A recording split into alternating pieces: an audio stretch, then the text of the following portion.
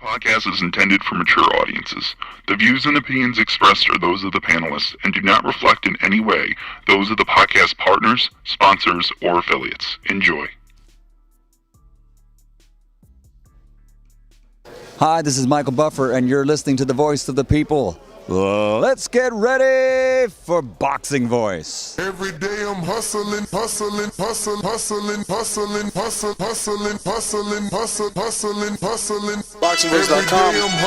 What broke him down? Was it just a body punching? I was hitting him with body punching. I heard him, actually he was crying in there.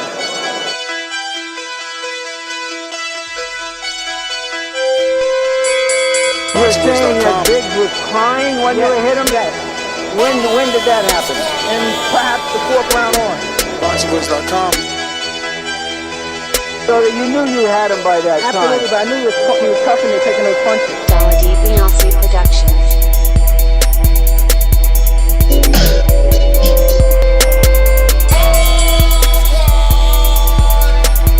Making women gestures like, oh. Let's go, champ.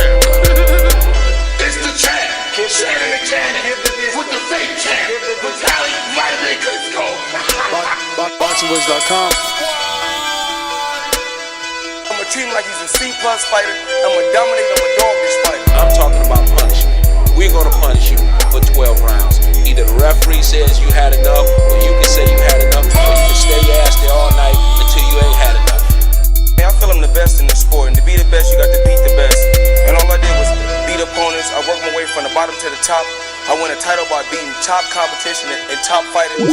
This guy was handsome title, he's a paper champion. Do you feel that you're the best super middleweight right now? 100%. Let's go, champ.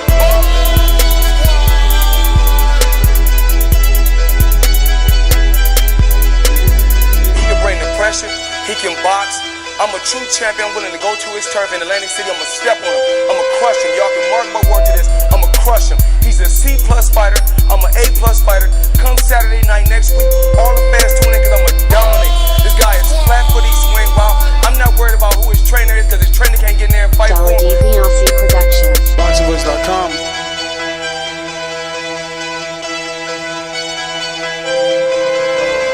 BoxingVoice.com.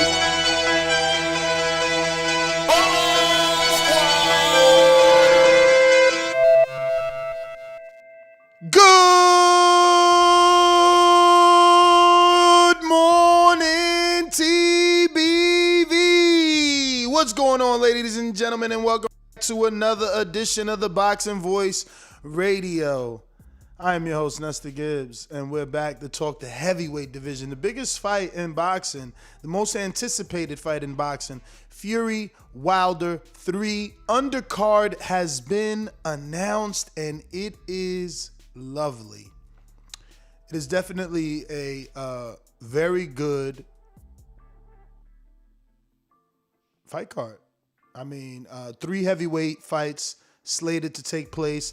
Obviously, the trilogy between Tyson Fury and Deontay Wilder for the WBC World Heavyweight Championship, as well as the Ring Magazine belt, and more than likely the lineal championship that Fury has been claiming for some time.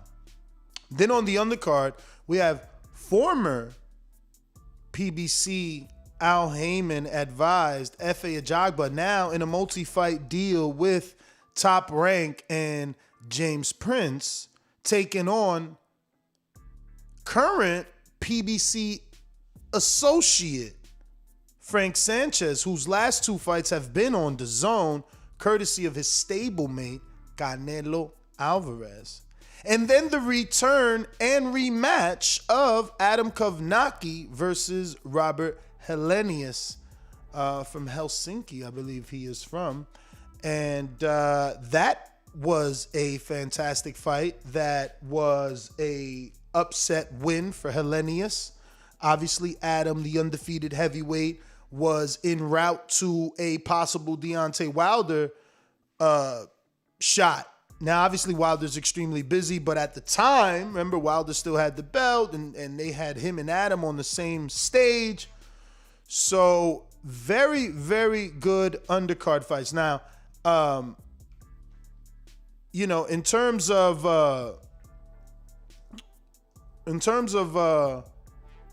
the rest of the undercard,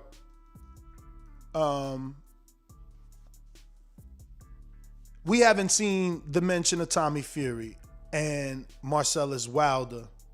That is a good fight, that I think people would like, and it can add to the pay-per-view, but I don't know that the money is there because these guys are names in their own right. Even though they're in their infancy of their career, they are names, so it's going to add more of an expense to the card. But as a fight fan, I think it's a beautiful storyline if we can put the brother of Tyson Fury and the brother of Deontay Wilder to open up this card, if not at least be on the undercard.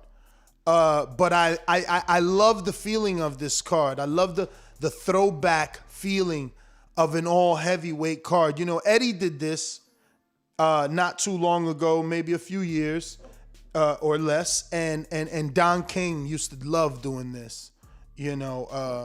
So I love it. I love it. That being said, we are scheduled to have Fabio Wardley on the show, also a heavyweight, and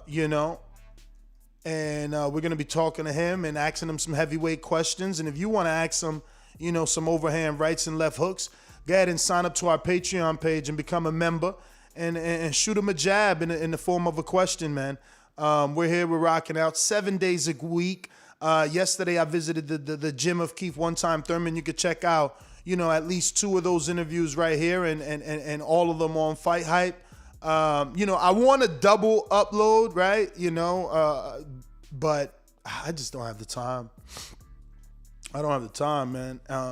And I wish, I wish there was money to make, because then I could just pay someone to upload my own. But, bro, this is exactly why I struck a deal. If I had, look, I did an interview with Keith, and on my channel, that shit did 392,000 views, right? 3,925,000 views, which is a decent number. But that same interview on Fight Hype did, it's at 130,000. So, I'll eventually put my interviews on this channel as well, just at my own time. I can't be a slave to uploading when it makes very little sense. Time is money, money is time, and I don't like spending time uploading not to be productive. But the views and the awareness in the comments, I mean, Jesus, I've never read so many comments on my interviews, bro. One of my Thurman interviews got over 1,200 comments, and nothing negative, nothing about the interviewer, just boxing talk, no trolls. It was pretty cool. So it's motivating me to do more interviews. I've set up a few things, spoke to a couple of fighters, and I'm trying to head out, to people's gyms again and put that awareness on these fighters, especially with a platform like Fight Hype that really gets the awareness on a fighter out there, right? So, again, ultimately, the goal is to do good business with Fight Hype and Ben Thompson, and have him upload the podcast over there so we could get more callers, more viewers to the show. Ultimately, this show is my baby and, what I love.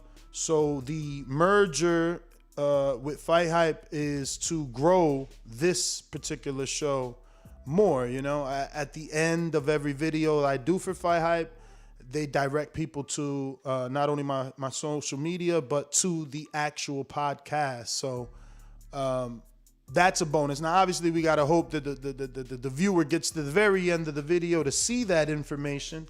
But I look at it like this.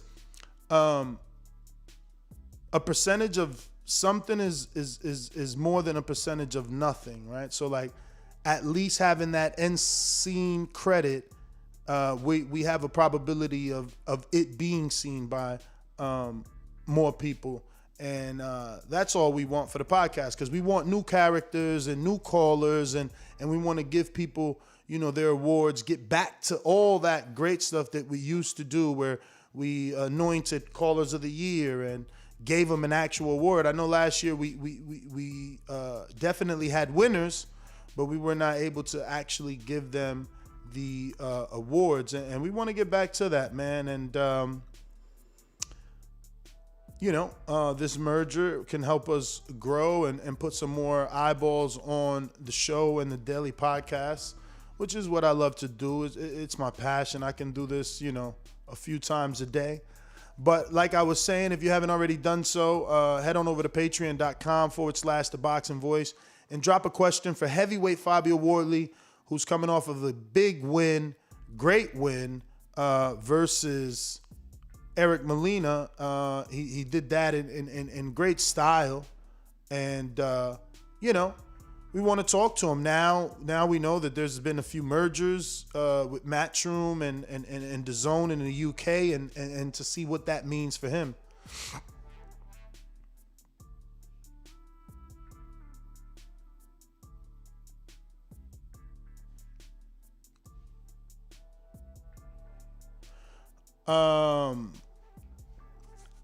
Yeah, so let's see. Let's start with, I guess, Efe Ajagba. Very good heavyweight matchup between Frank Sanchez. I think the power department lies with Ajagba. I think Sanchez is going to be more of a mover, more of a boxer.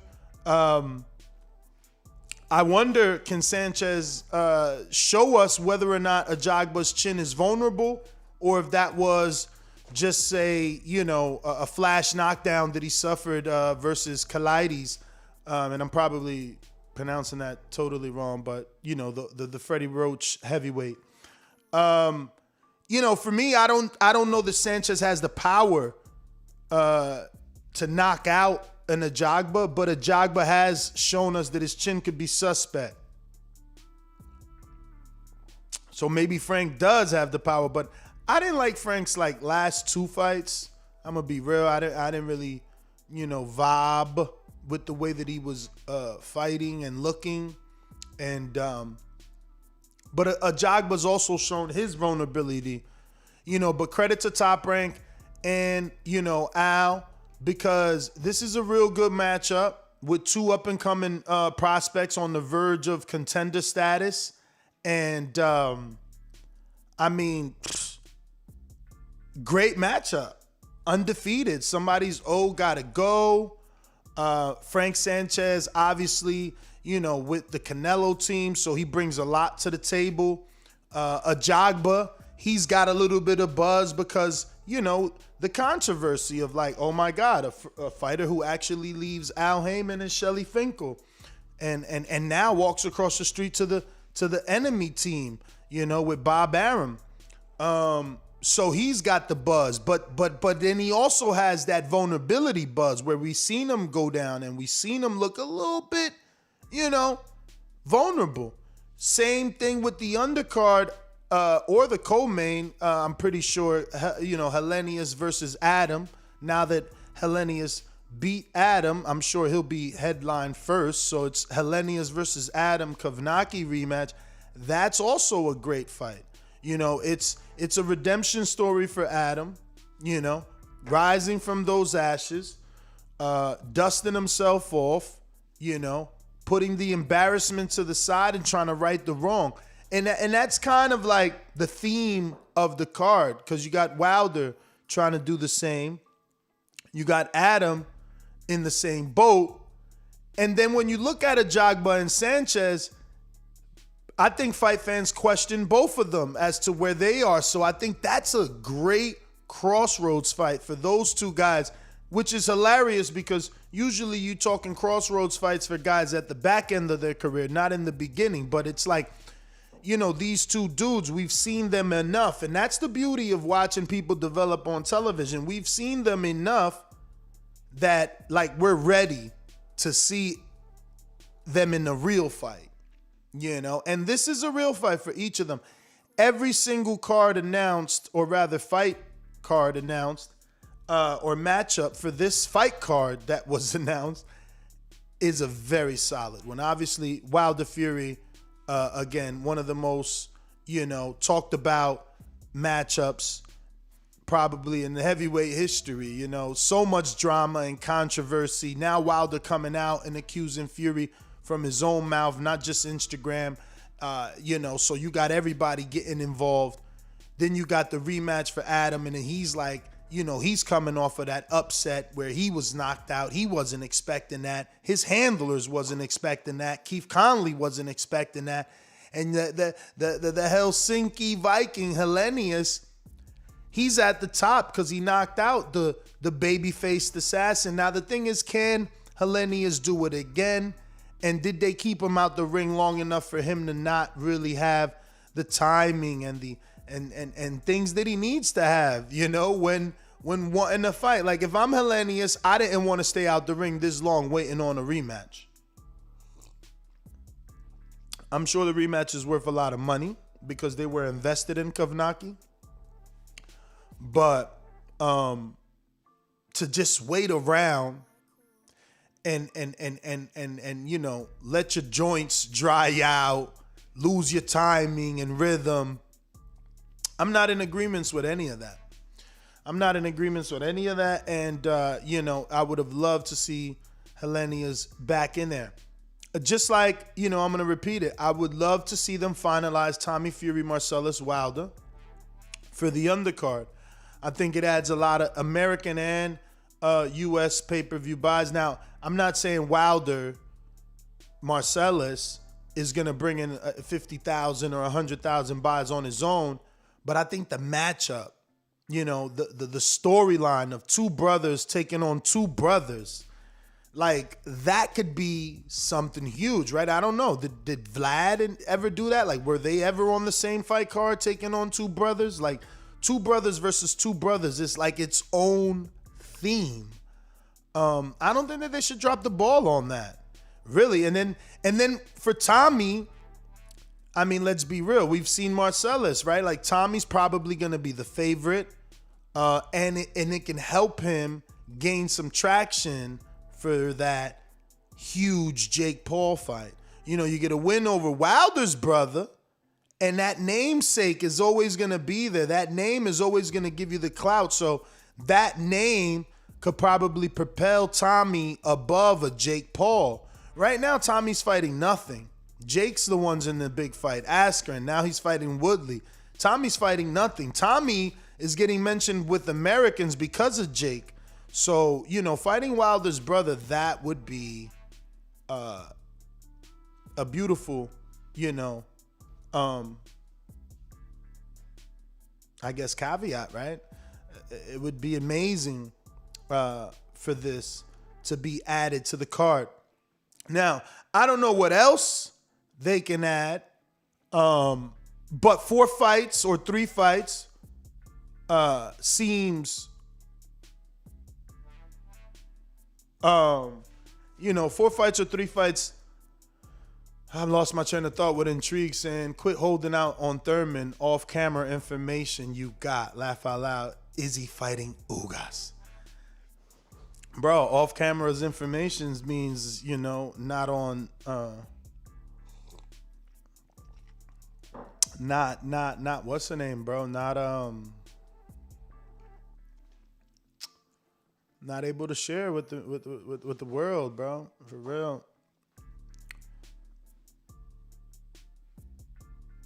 But let me see here. Somebody said, "Can I get Hunter?" I know Hunter. That made me want to hit up Hunter. Like, is he in Miami yet? Is my man's in Miami?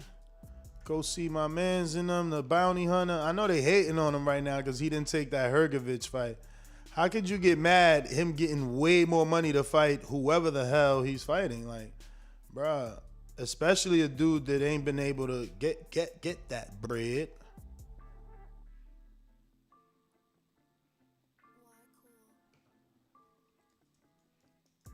Let me see if he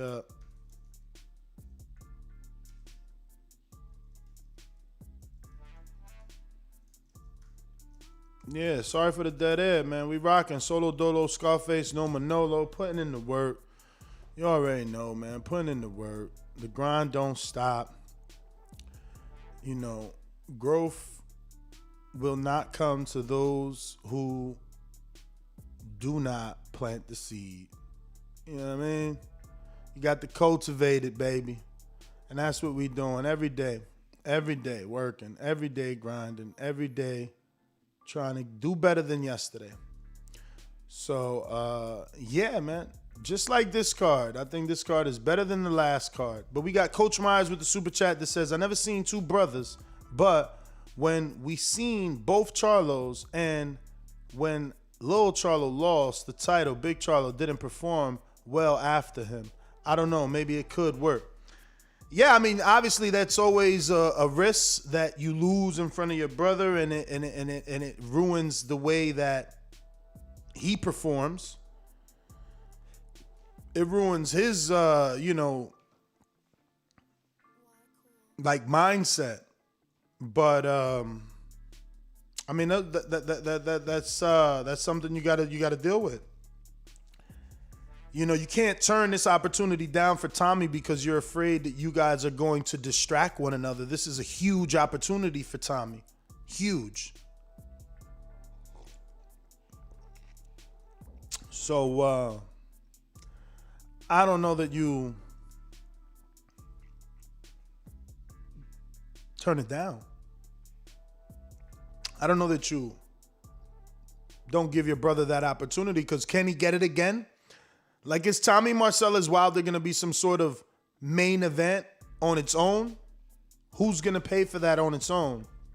Can it stand on its own two legs? I don't know. I don't know. Tommy versus Marcellus on the same card as his brother versus the brother, that's a totally different story. Totally different story. And I believe that little angle can work. I do.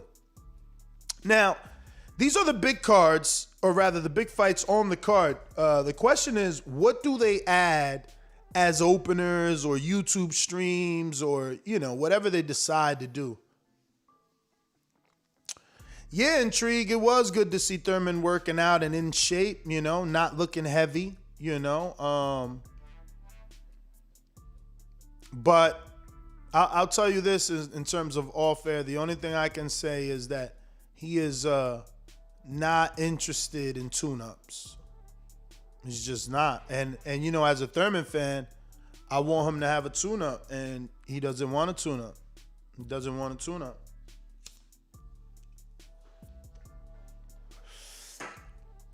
I didn't get to see him spar. His protege. Woo! He got a protege that's 2-0 that he's been working with since the amateurs. And that's a big boy.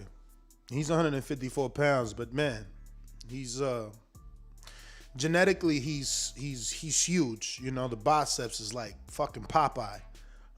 So it would have been great to see him spar that kid who's young, hungry, but green, but still young, hungry, and trying to prove himself, And everybody acts differently when the camera's turned on, especially when I recorded the kid doing bag work. I know from watching him do the bag work, based off me recording him, I knew, like, if I would have been there to witness the spawn, he would have turned up a little bit, because I was there just not to be allowing Keith to get the complete better of him. Not that Keith couldn't do it anyway, because he's a world-class fighter and this kid's 2-0. But it would have been good. It would have been good to see some sparring, man, from Keith and see exactly where he's at, because definitely in shape compared to times I've seen him when he doesn't have a fight. Like, this is in shape. And shout out to Thurman, man. I love that guy. Thurman is he's a special dude, man. I love that he's not like this young, flashy, dude, right? Like, oh, you gotta be flashy and shit. Like, like, bruh, my man's in a Yukon Denali, brand new. That shit was so brand new, bruh. He opened the trunk to put his gym bag, and I could just like smell the new outside. And it was funny because I had an epiphany. I'm like, damn, if I could smell his new car scent outside this far away, I better never get pulled over, because that means they could smell my weed a block away. Good morning, what it do? Champ! You on mute, player. Top of the morning, champ. You know what we do? We grind and shine. That's what we do, champ. Grind and shine. Great interview, by the way, on the Fighting Voice Nest. That was a great interview, brother. Oh, thank you, brother. Thank you, man. Shout out to Richard, man. And thumbs up for Richie. Richard is a good guy, and he asked me to come on, and we had a great talk, man. We talked some boxing, and it was fun. I'm gonna start doing that, man. I'm gonna start doing some round tables, man. That's why I'm happy that you took me up on the offer to join the panel whenever you're available, man. We need more knowledgeable people from different parts of the world and region, and I believe he's from like the West Coast, so it's always different. Like we favor, I think the East Coast favors black fighters, because tri-state area, we're so urban, like that's what we develop. Obviously, I can't just say black fighters, I guess black and Latino, but Caribbean Latino, right? Like, because we don't really get Mexican fighters that come from the East Coast, like the Mexicans. To your point, I think that distinction, because the black and Latino fighters, culturally, we in the same neighborhoods. You know what I'm saying? Like, we all in the same spot, so it's not really that much of a difference. The West Coast, West Coast is Mexico, so that's there. So you could see how that lends itself to that tribal experience, though. Turn that phone sideways. Yeah, here we go.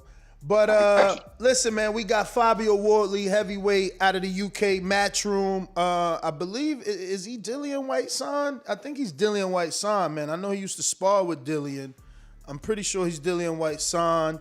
And, it's funny. I see y'all in there saying, yo, get Ring IQ. Bro, y'all don't even know. I hit Ring IQ up in his infancy, man. I seen the talent in that dude long time ago, man. Shout out to Julius.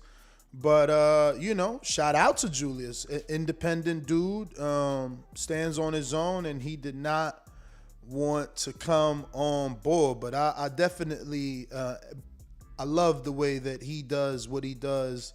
The voices, the fucking like sound bites, man. I mean, yeah, I think he would have been an amazing fit. But shout out to Ring IQ. The dude works too, man. He stays like creating memes and shit. My man don't play no game with the meme game. But yeah. Heavyweight boxing. Man, what do you think about this undercard, bro? I'm really feeling this undercard. Like, obviously this isn't an official announcement. I'm pretty sure this is a Coppinger source, and it made it this way to boxing scene. But like, this is a decent undercard, and I really will continue to push for them to give me the Tommy Marcellus on the undercard, because for those two guys, early in their career, this is a great payday and some great attention that they can get. You on mute, champ. I'm still a rookie at this, man. I'm still getting my wings, but the undercard is we talking about the Helenius and Ajagba versus Sanchez, Helenius versus Adam Kownacki rematch. We've been waiting for that rematch for a while. Yeah, it's been a long time. Let me double check that. You right. Let me see when the last time they fought, because damn, I feel like it's been a year now. Definitely a year in the bubble, because I remember I blogged that one, because we did the immediate reaction. We were so surprised.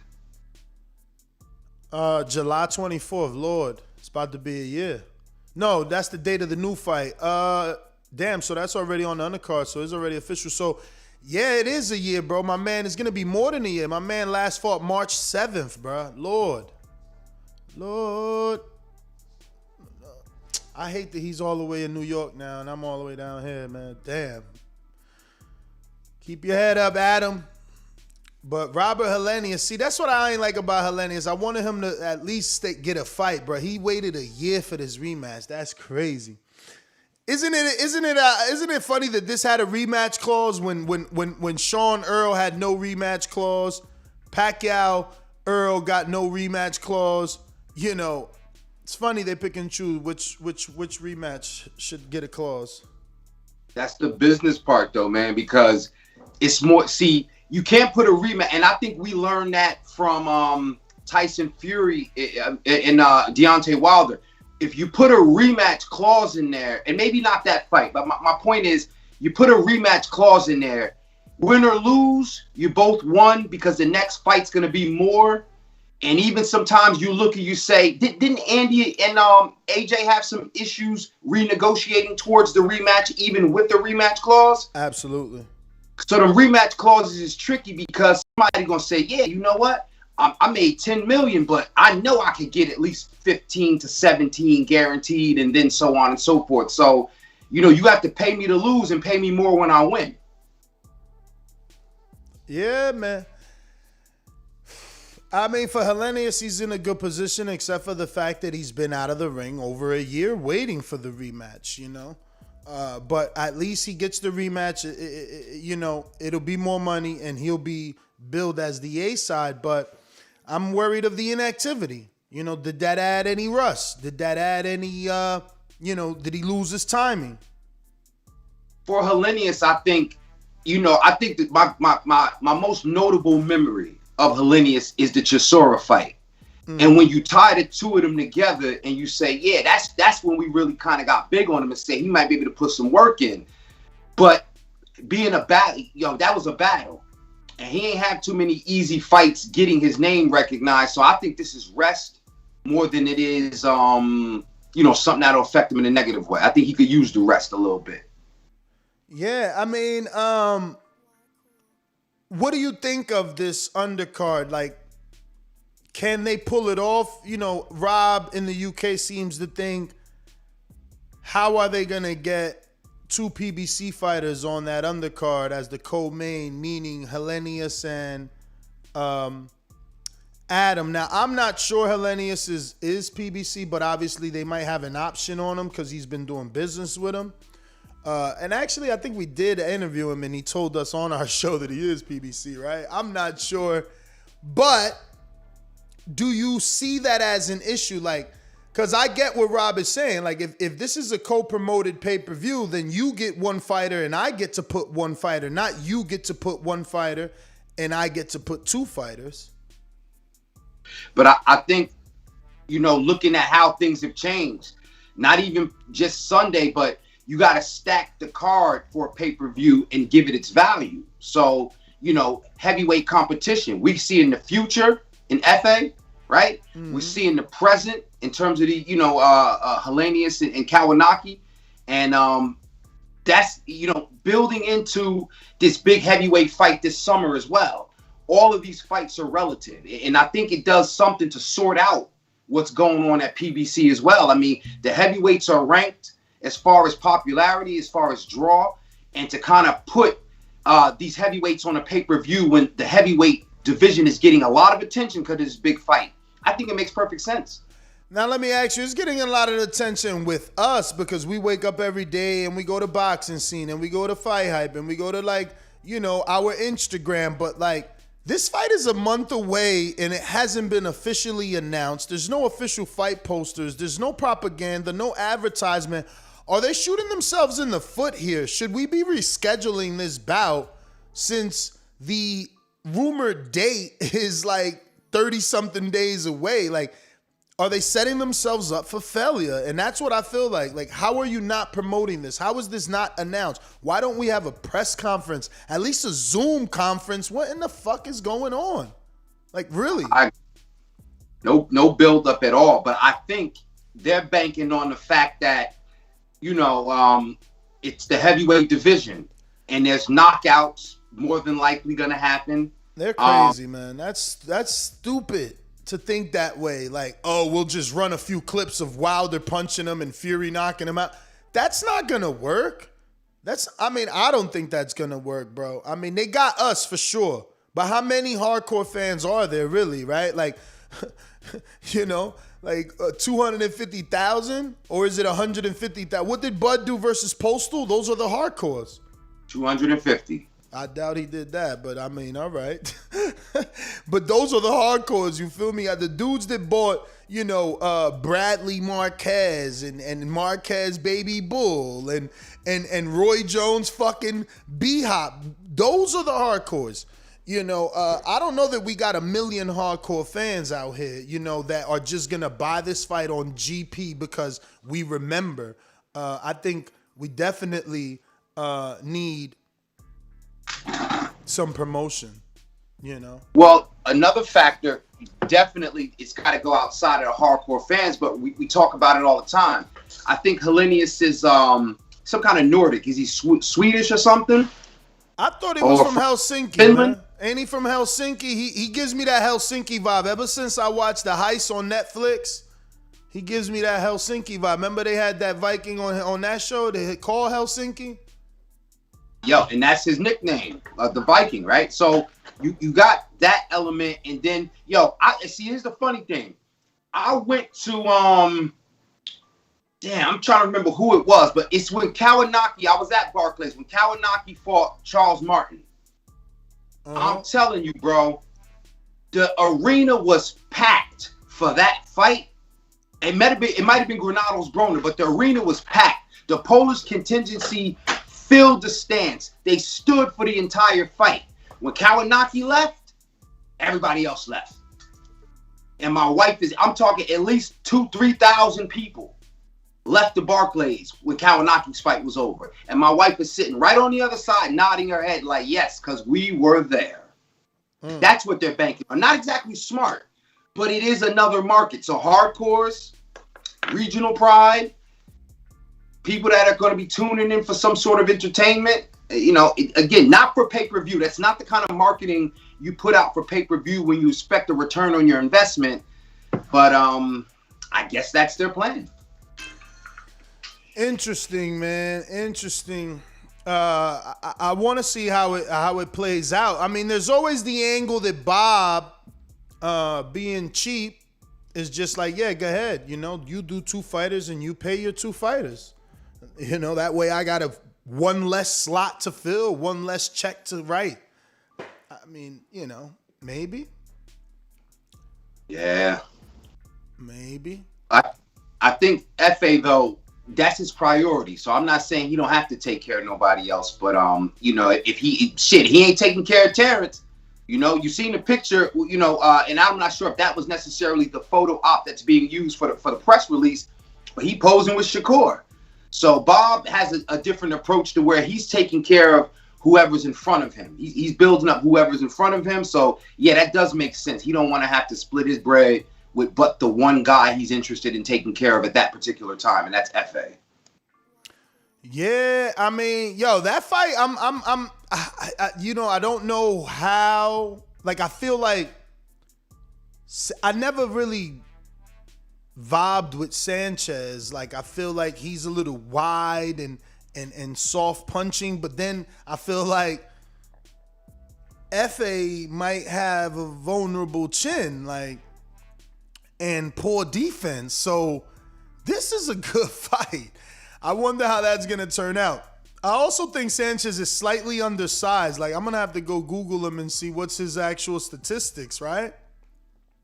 Because I feel like he's slightly undersized for this, heavyweight division, where Ajagba's, I've met him in person at Ronnie's gym. This dude's no little man. But, hey, look, the Cuban Flash is actually 6'4", and he's been weighing in at around last fight was 237, but before that he was 229, 227, 222.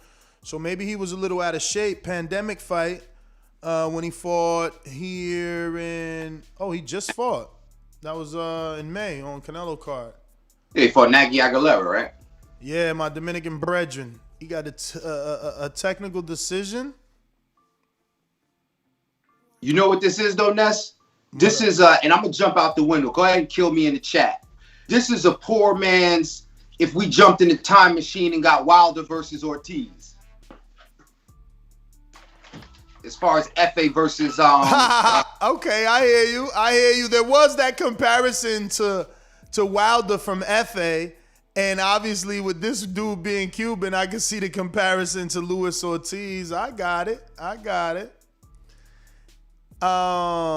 Man, let's see what the Cuban Flash can do. I mean, he has gotten 3 stoppages in his last 3 fights, but it was that UD to Joey DeWelko, that fight, and I think it was the Julian Fernandez fight for me as well. Like, he just was looking like he needed to do some work. You know, like he needed to do some work. Like someone with some straight punches can come down the middle and cause some possible problems for him, is what I thought.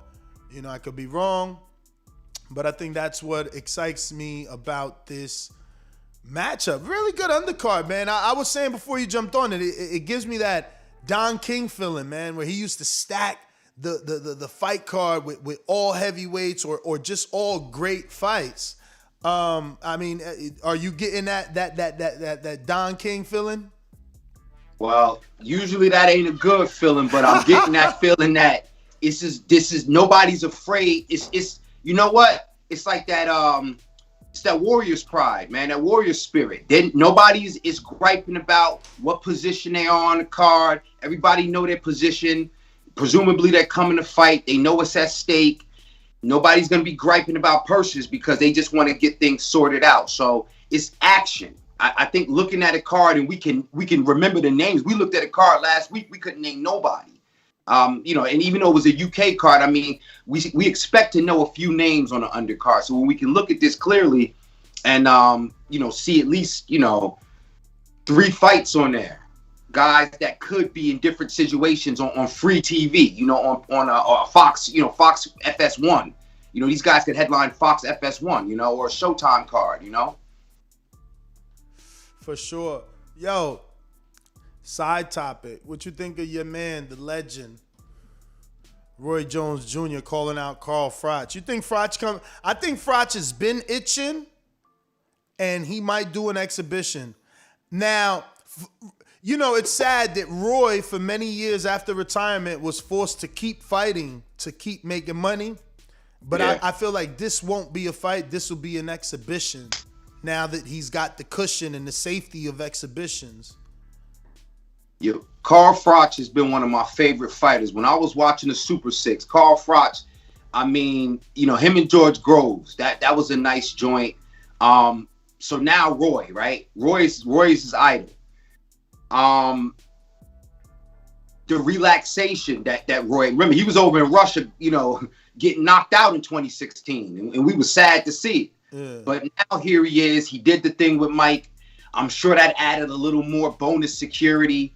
So now he's fighting. I think he'll be in better shape for it. You know, the smoke in the crowd ain't going to affect him like it did when he was fighting, you know, over at Triller. Because I'm telling you, Roy had a contact high. And I think he's going to show that if this exhibition thing is going to take off, even in the least bit, then he's going to be one of them guys. We got a super chat from Coach Myers that says, Ness Heyman versus James Johnson, heavyweight open, and a laughing out loud emoji. Man, they better make that check right.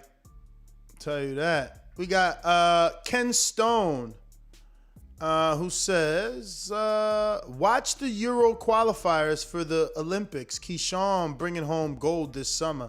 Lots of Ohio boys on the squad. Shout out to the Team USA Boxing. Yeah, man, shout out to Ohio. Ohio runs boxing. Shout out to Keyshawn. I was watching his interview with Punch Drunk Boxing. Follow my boy Punch. And Keyshawn is going back to the Olympics. He plans on bringing that gold. And he's such a businessman, like his handle says. I mean, he was like, yo, I'm glad I didn't sign with nobody, because now I'm about to go back, get this gold, and we're going to have to talk all over again. If I would have signed, I would have been stuck in whatever contract I signed, then came back and got a gold and made whatever company I was with more valuable at a lower price. Nah, that ain't happening. We're going to get this gold and we're going to sit down and talk. Y'all already seen what I could do as a pro. Plus, I'm coming back with the gold. Oh, man. Yo, that boy on fire. I think Earl was the last cat that made, the Olympic gold medal mattered. And before him, it was Ward. So I think. Nah, Earl ain't get no medal. We better stop that. No. What I'm saying is that, I'm sorry. I didn't mean to say Earl. I meant to say Shakur. Oh. I'm thinking about He got Earl, silver, though, Shakur. but he got silver. Remember the Cuban beat him. But he got gold the year before because him and Clarissa was in that competition to see who could go back-to-back with gold. I'm pretty sure. I mean, I know you're good with the memory, but I'm pretty sure that's wrong. Like, I thought the narrative was Ward was the last Olympian to medal. He was the last male Olympian to get gold. Exactly. Male. So then that makes Shakur not able to get gold if Ward was the last. Well, I think that's what Ward was hanging his hat on. We'll look at, but I think that's what he was hanging his hat on at the time. And then, because he was out many moons before when Shakur was still in the Olympics. And that was the big setback for Shakur, was that he was coming out doing it, and he was the best since Andre Ward. And now, not only did he get the gold, he might get 2 golds, and then Clarissa got the 2 golds. I could be wrong, though. I'm pretty sure that is wrong. I never heard of Shakur already getting a gold.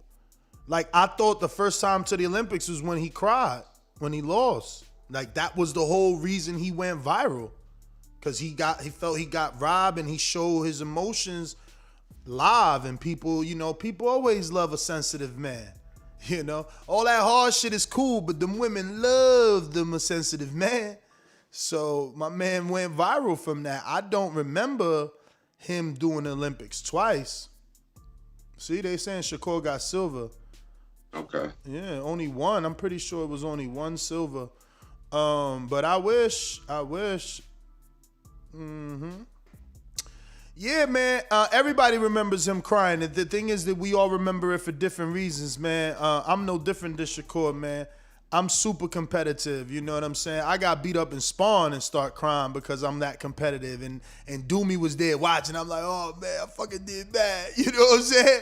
So I get Shakur, man. Especially when you think you beat a nigga and you ain't get the decision. Bruh, well, you want to go ahead and kill him and you can't. So, like, your frustration takes over, I'm assuming.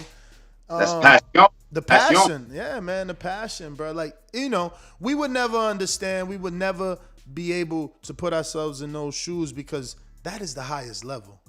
Competing for your country and then being the last fight in the Olympics and then losing it by robbery, that shit gotta hurt. That shit gotta hurt, bro. Got to hurt. Listen, Thurman got deep with me about pain, so I know that shit got to hurt for Shakur. You know what I mean? He probably moved past it now because that's amateurs, and he probably told his mind, like, fuck it, I'm gonna just be a better pro. But that shit probably hurt. Probably real hurt because the way I'm interpreting it is like you're working all your life for this, and then you get that opportunity and you let that shit fall through your hands, and you can't go back, can't jump in that DeLorean. So it's interesting, man. I mean, I love this sport. Speaking of Shakur, he's back this Saturday, man, versus Kownacki-Helenius, man. I mean, it's just very, very unfortunate what they're doing with this poor young man, and I hope, I hope he has his team talk to Top Rank and figure out what's the plan. Because, I mean, if we Google Shakur, I don't know that anybody remembers the last 3 opponents he's faced. Including this one, right? Like, I'm including this person. So, yeah, I mean, look. Ever since he won the world title, he fought Felix Cabral, Toka Khan Clary, and now he's fighting Jeremiah Kownacki-Helenius. And it's just like, that ain't it. That ain't it, man. Why does Top Rank do this, man? I don't really understand, man. I wish I could understand, Bob. I guess I've been too critical. But I mean, I don't understand. Like, how do you have 3 fighters that the world think is good, right? Like, you had Loma, you got Crawford, and you got Shakur. In all these fighters, the common denominator is you don't give them the tough fight, and you give them dudes that are smaller or lesser known. Like Loma, at least he gave him some names, you know? He gave actually a lot of names. We could take Loma out of that, but there was still some diet in there. You know, Walters was off a layoff. Mariaga was moving up. You know, a lot of stuff in there. But when it comes to Bud and Shakur, people are calling these dudes the next greats, the next Floyd Mayweathers, the next ones, the guys. But then like, how do you have this kid so young, and you could have made history? You could have made him easily the unified, you know, the youngest unified champion ever. Top ranks, youngest unified champion ever, youngest man to unify in 14 fights. You know, he would have done it. Actually, he's at 15 now, so he would have done it on his 14th fight. When he fought Cabral, he should have been fighting Warrington. Like, how did Top Rank not sweeten the deal? You had a kid who was a champion and willing to go to the enemy territory in another country, not just the enemy backyard, another country.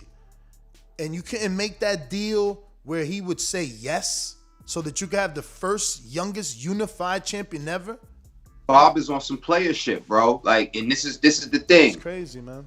He had Lomo as his priority at the time, rightfully or not. He was moving Navarrete around. You know what I'm saying?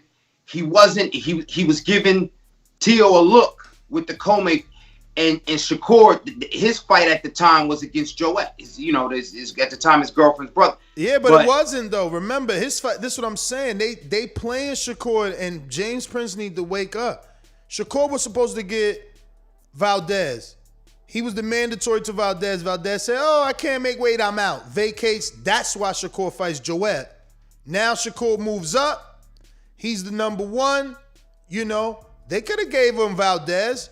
They could have did Herring gets Valdez and Shakur gets Burchell, and then the winners meet. Give each Mexican one American so that it can be the Mayweather green print, and then the winners meet. But instead, they prioritized the Mexicans and put them against each other, and they only did like 40,000 short of 1 million.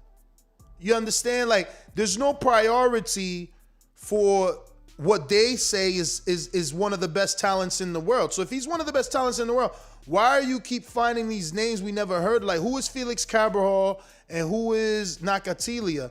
I hear Nakatilia is a puncher, and based off his record, he's a puncher. But what does it matter if we never heard of the dude? You know? Who is he? Bob, if Nakatili do halfway good, we'll see him again. But where does that leave Shakur in terms of the bigger scheme? And your guess is as good as mine, because, you know, I asked that question a long time ago. You know, he's standing out there with Jay Prince, and Jay Prince is supposed to be this you know, behind the scenes guy setting things up. But there's guys that he's close to, and it's not his fault, but I'm just looking to see, you know, how does your interest, or who's advocating for you if we're seeing the same thing happen to two different guys? You know, it's an organizational issue, man. And the funny thing is that they're friends. They're friends. They train together. You spar with them. Like, how you telling me you not having this conversation? Like, yo, Shakur, you need to get out your shit too. You see how they doing me? You know what I'm saying? Like, I don't see how this ain't a conversation. Well, how they working out together, and they like, how you working out with Crawford, and you ain't like, damn, champ, why you ain't fighting yet? You one of the best fighters in the world. What's really going on?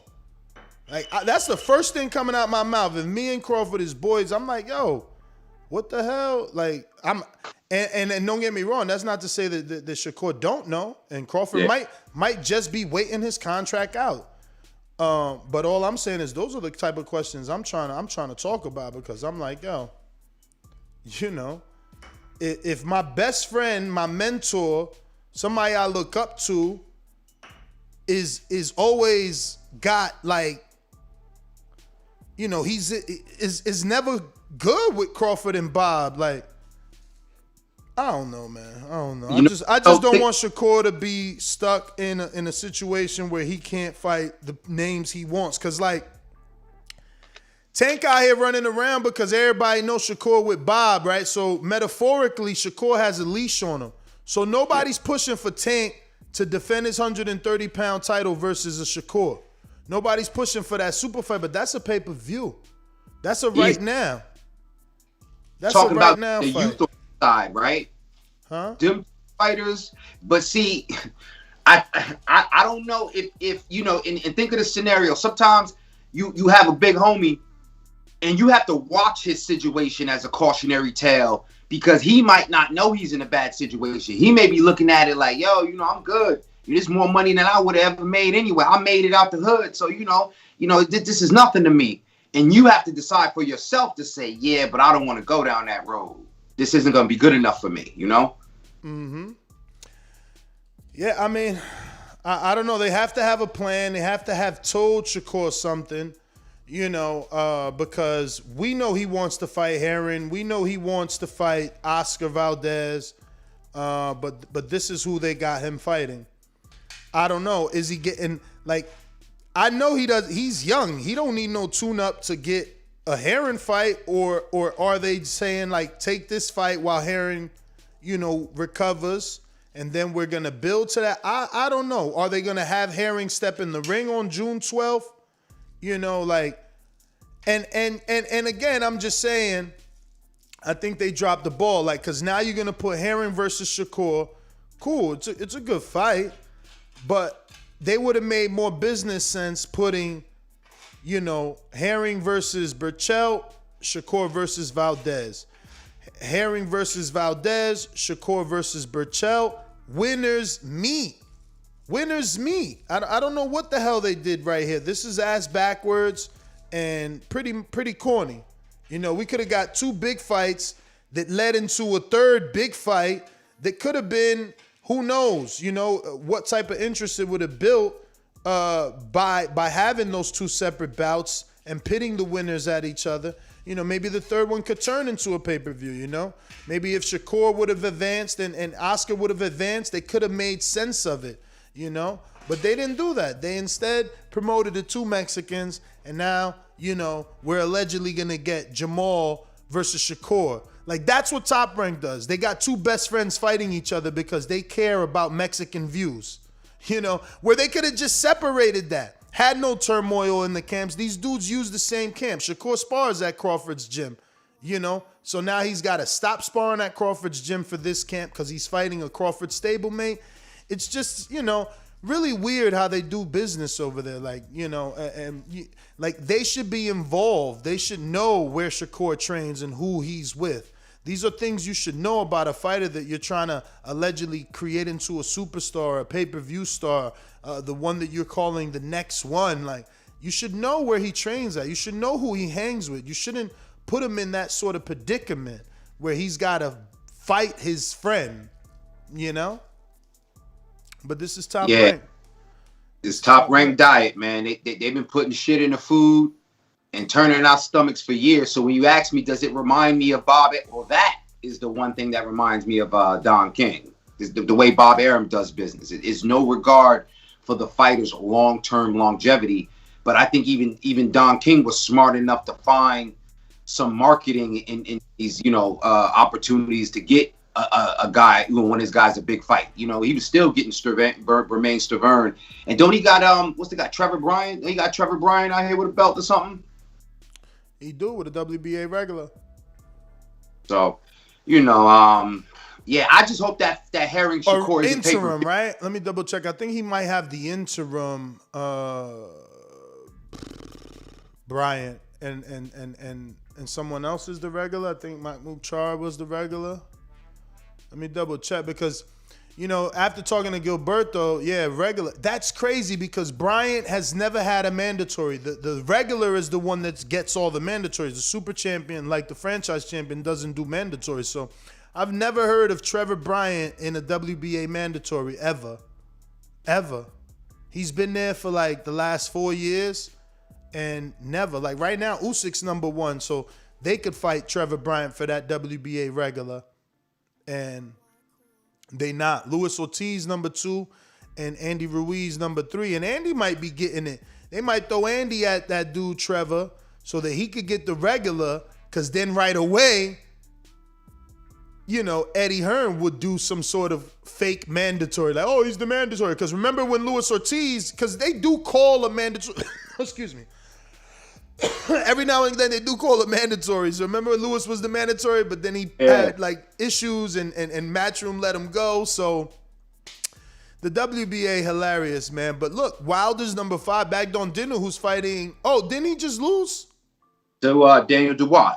I didn't even get to see that fight. How was that?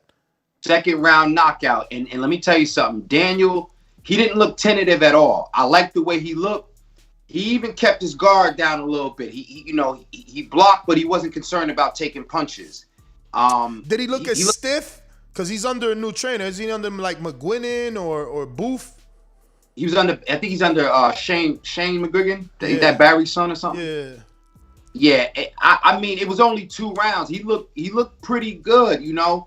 I think he looked confident. He didn't look like he was. He looked more confident than Andy did, and I think that's what I was trying to measure it by.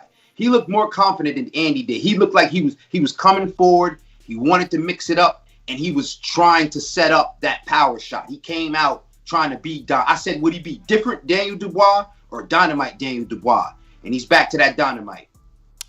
You know, that Dubois fight was a WBA elimination bout, so he might be getting a shot at Bryant pretty soon. And if anybody could do business with Don King, it's definitely going to be Eddie Hearn. Eduardo Hearn. Listen, let's open up the phone lines. Look like Fabio Wardley is still in sparring or something fun like that. So in the meantime, I want to go ahead and take some phone calls. You want to call in, give us your opinion on whatever boxing topic you've been hearing us speak about, do so. 1-425-569-5241. Press 1 one time to voice your opinion right here on the Voice of the People hotline. Don't forget, you could also add Nestor Gibbs on Skype to be part of the conversation. And you still have an opportunity to drop a question for Fabio Wardley before he jumps on. Right now, I want to go to the super chats real quick before we go out to the phone lines. We got Andre Dakota that says, Bob is cheap, plain and simple. When are we going to understand that? James Prince can only do so much for his clients. I mean, he can definitely take his clients away from there. And Bob knows that James has bought people out their contract before. So, you know. R. Jonesy, a.k.a. Gatho, I believe, right, says, I remember EJ was with Shakur asking, really? Top rank? Laughing out loud emoji. Yeah, man. I don't remember that, but, you know, it's so, you know, people used to call me a PBC fanboy for years because I seen the freedom that Al gave his fighters. And I think it comes because Al was in the music business and he knew that artists were also locked into contracts and music deals and shit. And I think he came into this business trying to do things differently. And we see now that his way is the better way. We see now that he gets it done. He gets it done. Don't get me wrong.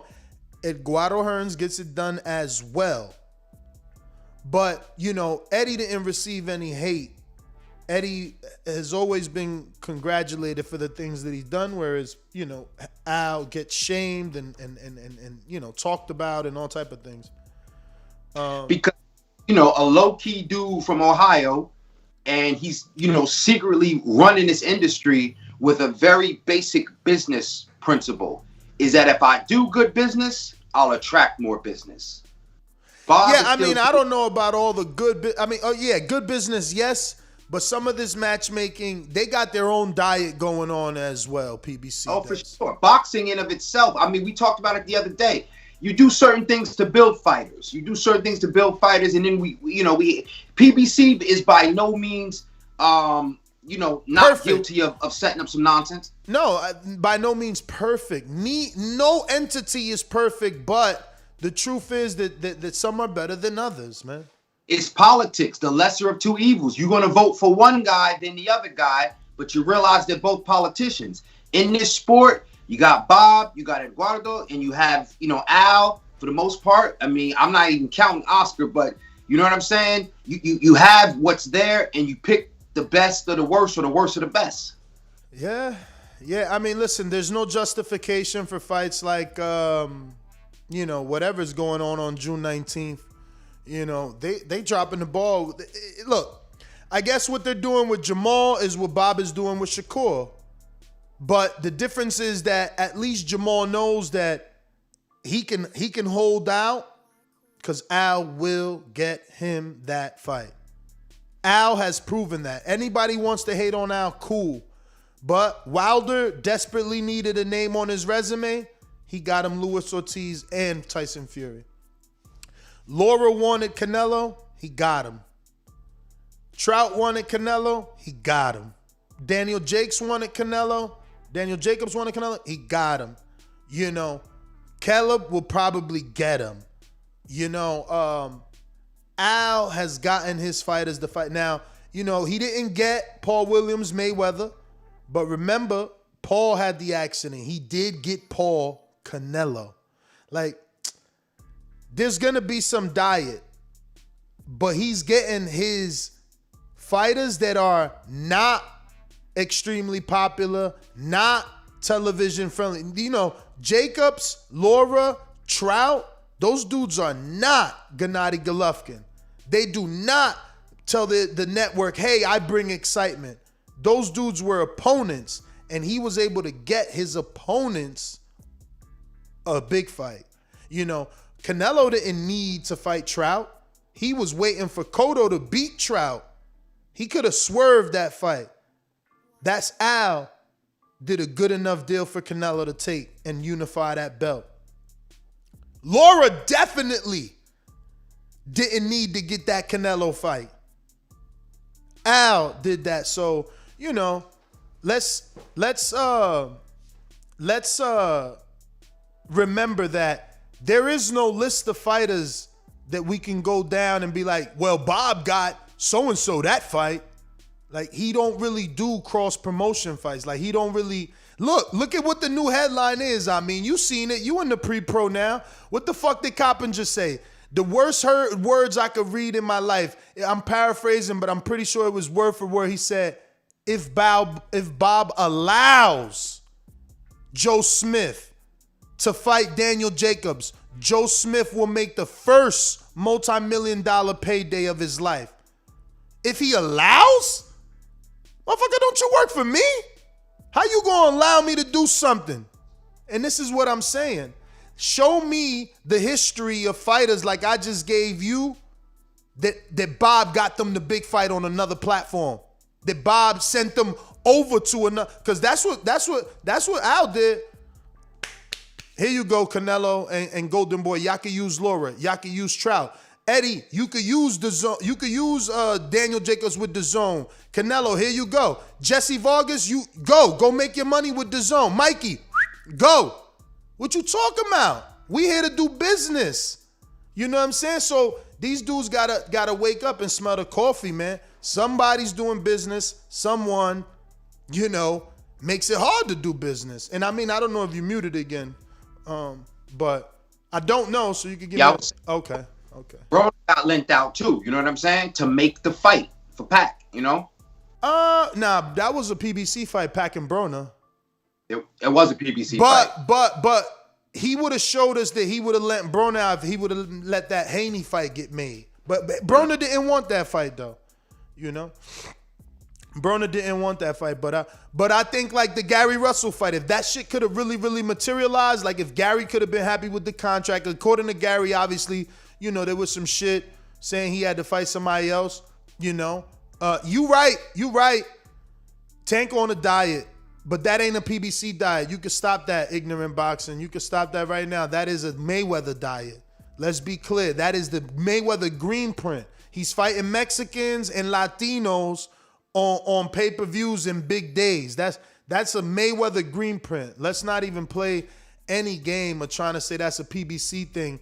First of all, he's a Mayweather promoted fighter, not a PBC fighter. His fights are on Showtime, not on Fox.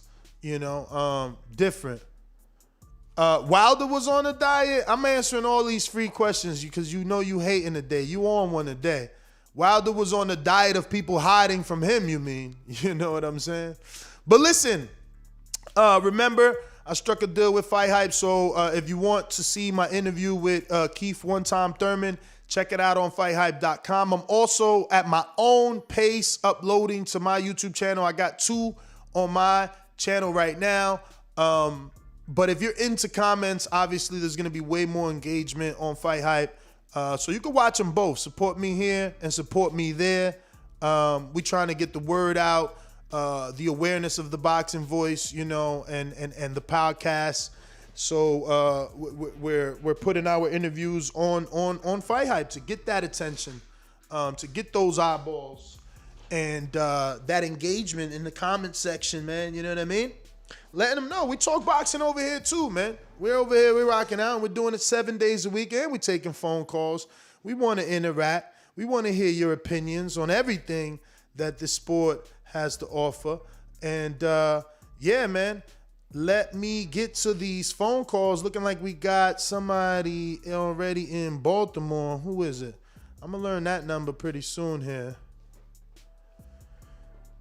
Actually, yes. This is Ra. What's going on? Ness.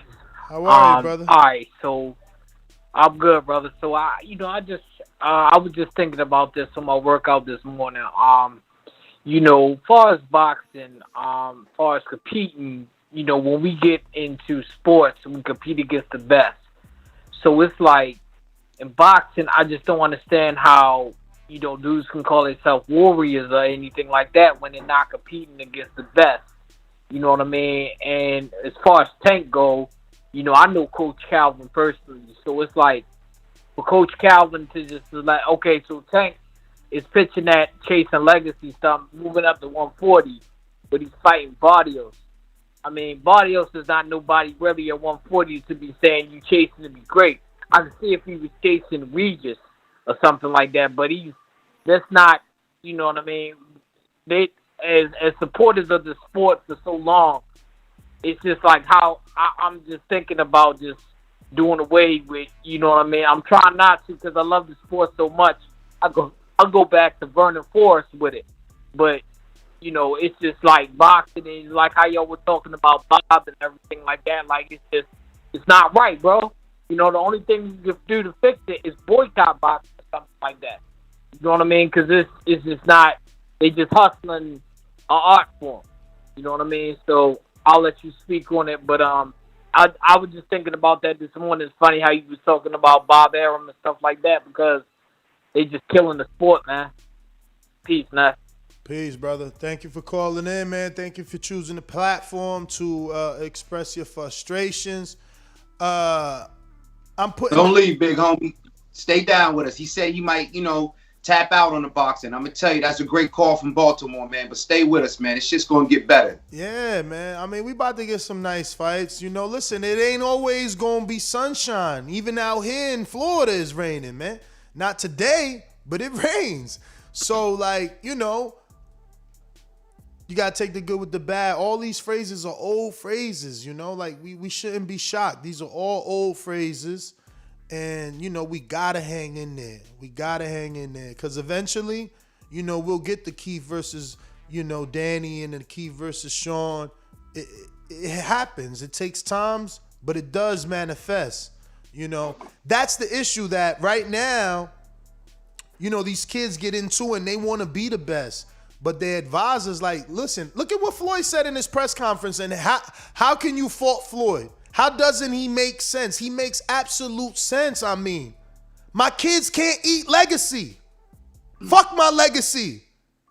What about my bank account? He said, you dudes keep talking about me, but when you go home, look at the house you go home to. Look at the house I go home to. And it's true. People could say, he's so materialistic. What the fuck else is it about? Do you want to live in a cardboard box? Do you want to be under a motherfucking overpass? Because I see it coming from the East Coast.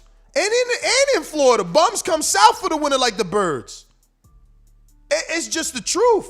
So, like, dudes got to stop talking ridiculousness. You know what I mean? But fighters also have to be like, yo, I never had $1 million. Now I got $1 million. I can make this million last. Stop buying $600,000 chains when you first got $1 million in the bank. How about you set up some security so that you can take the tough fight? Shout out to my man Dion Nicholson, man. Follow Dion Nicholson. Why? Because he took the short check, man. And a lot of you going to try and forget him because he lost, but he put his heart on his sleeve. He took the short check and he bet on himself. It ain't work out this time. That's boxing. You understand? But he ain't sit around waiting to become 35 years old to finally get in a fucking fight. No, he got in a fight. He took lesser money. He betted on himself. He tried. Some of these dudes wait until they got the security in the bank to take that opportunity. And that's what we get frustrated at. And sometimes it's right. Sometimes it's right to do that. But it's like I said, if you manage your money correctly, bro, listen, man, I know I can make any amount of money work. Give me whatever. I'm going to make that shit fucking last. I'm going to make it last, okay? And that's what some of these fighters need to do because they don't know when they're getting their next paycheck. And sometimes you got to take a pay cut to get an opportunity, you know? Put yourself in position, man. Put yourself in position. So many older fighters, you know, and I run into old fighters, you know, here and there, but so many old fighters, man, they end up dying broke and all they have is their legacy. Word. So, well, you know, not even. You kidding me? Bro, Bo is broke with no legacy. I'm sorry. I know people gonna hate on me because they always say I hate on older people, but like, first of all, your legacy is that you didn't want to fight Lennox and you threw your belt in the trash and now you broke too. I'm just saying, so legacy don't mean shit. Floyd killing these dudes out here. He gave you the green print and he giving you the quotes. Fuck your legacy, man. That's what I'm trying to tell you, man. Fuck that legacy. Like, it's cool. And it'll come. It'll come if you just play your cards right. Like, how can you not be in the big fight? Even Laura, that's what I'm saying. Even Laura got the big fight. Trout got the big fight. Everybody gets the big fight eventually. You just got to be available and ready when it comes, man. We got to... Super chat, he says, per Mike Coppinger, Thurman versus Porter 2 in talks fall 21. Maybe. I did not hear nothing, but let's put that together. Think about this. If Porter's on his podcast saying he got the call and he's excited about the fight, is he excited about a Keith Thurman rematch coming off a loss? Because I could have sworn I also heard him on his podcast saying something like he didn't want him off a loss, you know what I'm saying? Because he understood he won't get the type of credit he deserves. I thought that's what I heard him say. I could be wrong. But we all listen to Porter podcast, the Porter Way. Maybe y'all could let me know. That being said, we got another super chat here coming in from Joshua Davis, who says, it's interesting, though, when you think about what Buddy McGirt said, also Gary saying he hurt him in sparring, Prince gets things done, except for Shakur. So basically he's saying maybe we don't know Shakur is chinny, but then that would be the complete opposite of what every fighter says when they watch him spar and when they spar him. He spars up in weight. He spars Crawford. This kid's 130, just moved up from 126. He's 130. He spars Crawford. He spars Troy Isley. These dudes look up to him. How you gonna look up to a dude who's chinny? Dudes literally coming on here talking about, yo, Shakur is amazing. I just be like, I don't know if y'all paying attention when I'm interviewing, but I've heard my guests say they be amazed at how Shakur be in that ring, how intelligent he is, you know, how fat. Like, I'm not running with Shakur doesn't have a chin. Dude, the dude wants the sparring to be leaked of him and Lomachenko. Like, who's got even a fucking, who's ever said that? Maybe Gary, the only dude who's ever said they hurt Shakur. Like, nah, I'm not running with that without proof. But good debate. could debate. What about you? You believe Shakur could be Chinny, and that's why Top Rank is keeping a leash on him? No, absolutely not. I don't believe that. Maybe that's some sort of weird marketing, to say, if he's in a fight against this big puncher, he's getting ready to, maybe that's what it is. But I ain't never heard that before. Yeah, me neither. I don't know. What about y'all in the chat, man? Ken Stone with the super chat says, give me Khan versus Broner. I'd love that. I'd also love Thurman versus Khan. Broner versus Thurman. He never got the call for neither of those fights. And throw EJ in that interview dropping soon. Never. Ken Stone with another one that says, we read that. Intrigue says, Thurman gonna finish the job on Porter this time. Hashtag one time back. I don't know, man. I'll tell you this, though. If it is Porter,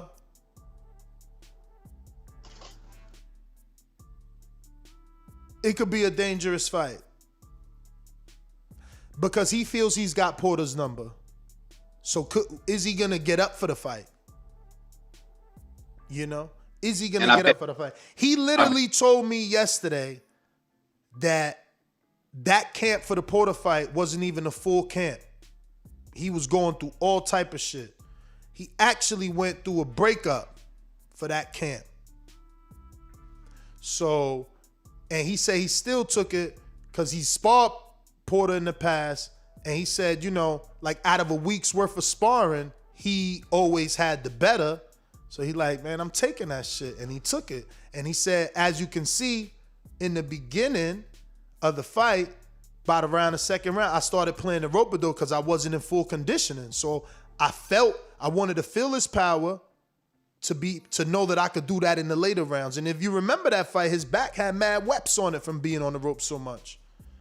Yeah, I think Porter feel like he got Thurman's number too. So that's going to be two cats, and thinking they got each other's number. I feel like Porter he would be itching for that fight. Bruh, Keith literally told me he think Porter don't got no power because he don't let his punches go. He says like he's so busy trying to throw a bunch that like he don't fully extend. So it's like, you know what I'm saying? Like trying to bring it back so quick. I don't know. If that's the case, maybe it just happened today. Again, fight hype is huge. Maybe it happened today. We dropped this few interviews and people made a phone call maybe. But I wanna believe that as of yesterday, he had nothing on the table. I didn't feel like he kept anything from me. So maybe, and I've dealt with these dudes so many times, man, that I know that sometimes they don't even know when they gotta fight. That I'll be honest with you, that's how me and Ken got so tight because I'm the one told him he was gonna fight Devin for the IBF versus Sean. And he didn't know. And then when it came true, he's like, we became friends. He's like, Mr. Gibbs, you was right. And it was over after that. They're like, yo, come out for the celebration party. Because I was like the oracle. I was like, yo, Ken, man, I need you to get on this interview, bro. I heard you about to get Devin for the IBF. He like, what? I ain't get no phone call about that. I'm like, bruh, you about to fight Devin for the IBF. Get Sean on this show real quick. And it went down like that, man. And he remembered that, man. So it was pretty cool. Yo. You said something? You froze? We got Fab in the building. Oh, he jumped on? Yes, sir. I'm in. Fabio, what's going on, brother? Can you, because you got the blur on. Maybe if you turn your phone sideways, it'll take the blur off. Oh, yeah, sure. See. Boom. There we go. So how are you, man? Fabio Wardley in the building, Matchroom, heavyweight, and signed to Dillian Whyte, correct? Yeah, that's my manager. That's my guy.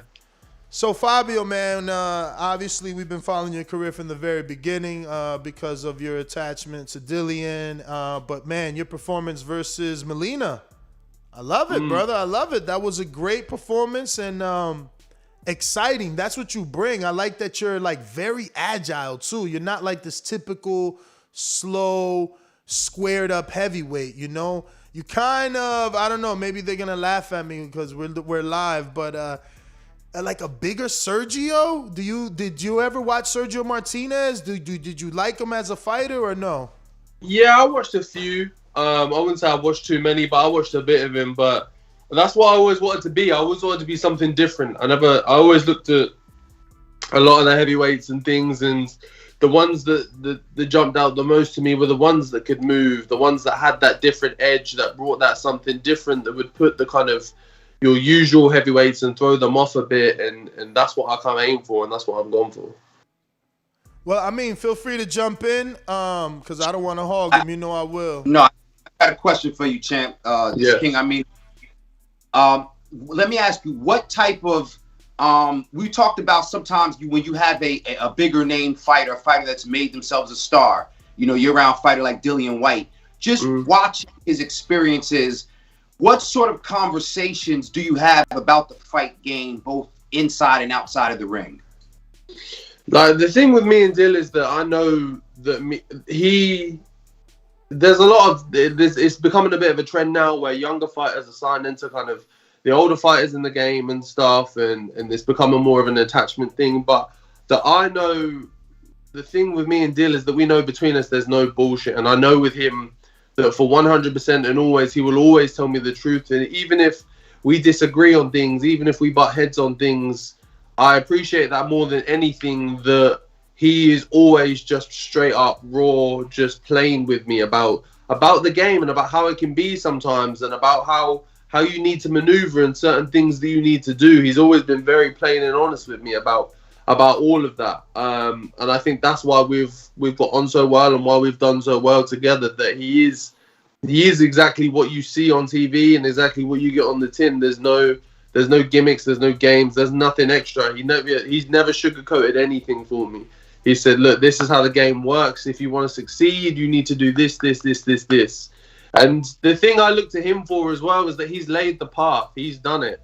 He's came from the same place as I came from. He's walked the road already. So all his biggest thing he said to me is, look, I've done it already. You can do it. That's the evidence.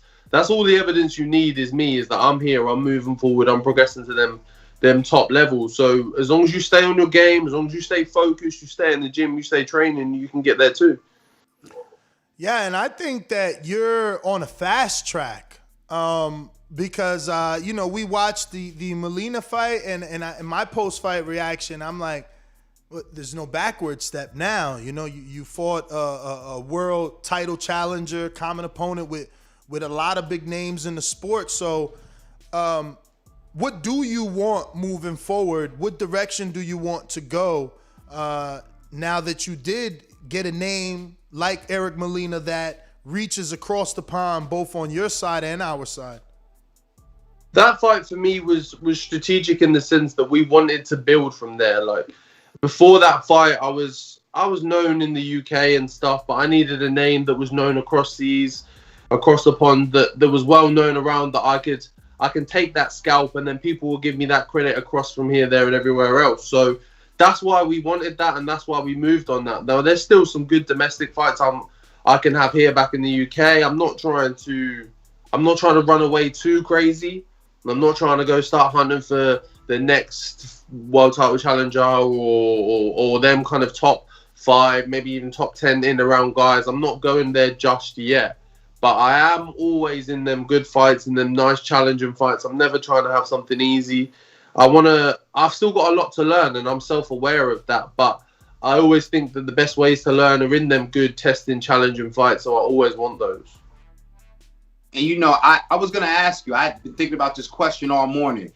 And you already pretty much answered it, but just, I kind of see you, and for me, the fight that you had during fight camp last year, when you came out with the mustache, bro, that put you on the radar. I'm stateside, like, yo, this guy sound like he about to fuck some shit up, right? And it was a very good fight. And I was going to ask myself, like, where do you see yourself? Do you see yourself more with the Tony Yokas and the Efe Ajagbas? Or do you, because that fight with Molina kind of moved you to that realm to where we more see you going in the direction of maybe not just a Chisora just yet, but You know what I mean? In that direction, you know? Yeah, of course. There's almost kind of gatekeeper level people to just before that top tier, and that's definitely the aim. But at the same time, like I say, I still think in myself and me and the team, we're still looking at. There's still a few more boxes to tick. There's still a few more things to do. There's still a few more bits of my game I want to work on and refine at a slightly lower level, as opposed to just pushing straight for that top tier and jumping straight in there, because I have no amateur background. I've never had an ABA, an amateur fight in my life. I've never done that. So, like, I came from something here in the UK that's called white collar, which is like unlicensed boxing, and I only ever had 4 of those in total. And then I turned pro. Like, I turned pro when I was 20. No, sorry, not even turned pro. I first ever put on a pair of gloves when I was 20 years old. That's the first time I ever even put on a pair of gloves. I turned pro about 2 years later when I was 22. I'm 26 now. Like, I've only been in the game for 4 years, and like, I've still got so much to learn. So, as much as I've always been keen to throw myself in the deep end and get on with those big, those hard, those testing fights, but I still at the same time, there's just a little pullback of there's still a few more things, few more boxes I need to tick off. Nah, that makes absolute sense, man, and it shows how level-headed and the sort of boxing IQ that you do have.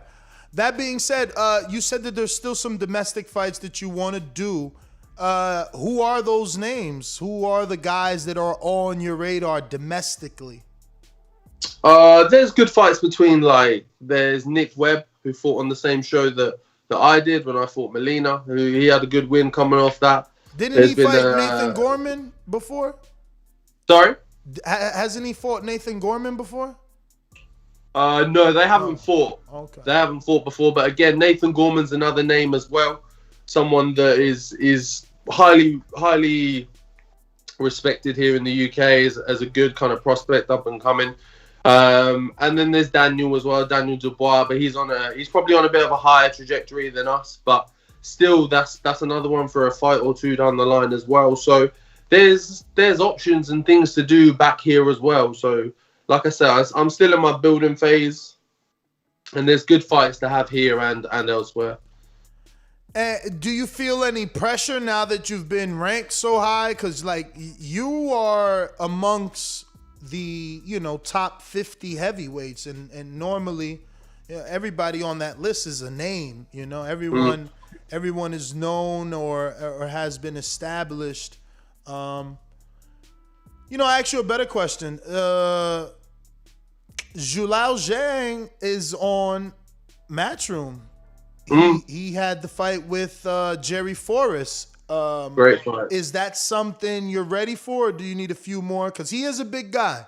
He is a big guy, but I think Jerry did his thing, and he shoot a lot of holes in Zhang's game that if you can get through round 2, 3 and put a bit of pressure on him, that engine runs empty very quickly. And I don't know if he had cam problems. I don't know if it wasn't the best run or whatever else. But Jerry showed there that even with, like, the time Jerry got knocked down like numerous times and whatever else, but he still just something past 3-4 rounds, Zhang seems to just kind of lose that killer instinct that seems to go somewhere. He seems to miss it. So that's definitely an option. That's definitely a possibility. It's not something I'd say no to. Not at all. Or because there's the UK Australian rivalry. I was thinking somebody like a Lucas Brown. You know what I mean? A little, kind of something. I tried that. That's how Molina came about. I tried that before Molina, and I went back and forth with Lucas Brown for 6 to 9 months, and he just was not playing ball. He was the hardest person to deal with. That was how actually the whole Molina fight came about, because I was set to. So my fight before Molina was with Richard Lartey. So for that fight, I was actually originally scheduled to fight Lucas. Which I love that fight. That was a great fight. That one was in the Matchroom fight camp, right? No, that was the one after. Okay. They did in the Wembley. So yeah, for that fight, I was actually supposed to fight Lucas Brown, and then 2 weeks before, he pulls out and says, I'm not fighting, I don't want to do it, blah, blah, blah, blah, blah. So we have to scramble, find someone late notice. Luckily, we get Richard Lartey. So I get a fight. That's cool. He comes to me again a month or so after and says, look, I want to go. I want to do it this time. I want to go. So times are going by. We're sorting it out. And I didn't want to be in the same position as to where he just backs out last minute. So we gave him like an ultimatum. We said to him, look, either you say yes and you sign and you agree by this date, or we're not doing it, or I'm not messing around with you like that. And we got to that point and went past that point, and he didn't do it. So I washed my hands of it from then onwards. If you don't want to do it, just say, don't mess me around, don't play games with that. I don't do that. And that's why in that early stage as well, I commend Molina, because it took a day and 2 phone calls for the me and Molina fight to be made. They called me in the morning and said, Lucas isn't on the table anymore. Would you go for Molina?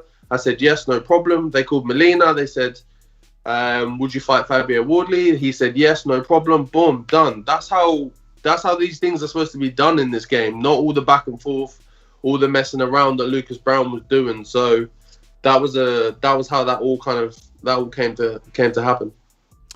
All right, we got some questions from the people. Steve in the UK says, hi, Fabio. With Matchroom leaving Sky for DAZN UK, do you see this as a good move for your career in particular, or would you rather have stayed with the comfort and almost guaranteed viewership that Sky Sports can offer? Thanks for coming on the show, and good luck with your career, Steve in the UK. It's a difficult one. I think it's very early to see. Sky Sports here, not just Sky Sports Boxing, but Sky Sports and Sky as a whole, are so well established here in the UK that it is a risky move on Matchroom's part in some sense. But also, knowing Eddie and knowing the kind of vision he has for Matchroom and what he wants to do with the company and with the brand and how he wants to expand it, I think the only logical option was then to move with someone like DAZN who can give him those platforms in them different countries and things like that. So I think in the short term, it would have been more ideal if for me personally, if I'd have been fighting on Sky. But in the long term, I think once DAZN gets this real foothold in boxing and really establishes itself, I think overall it will be the best decision.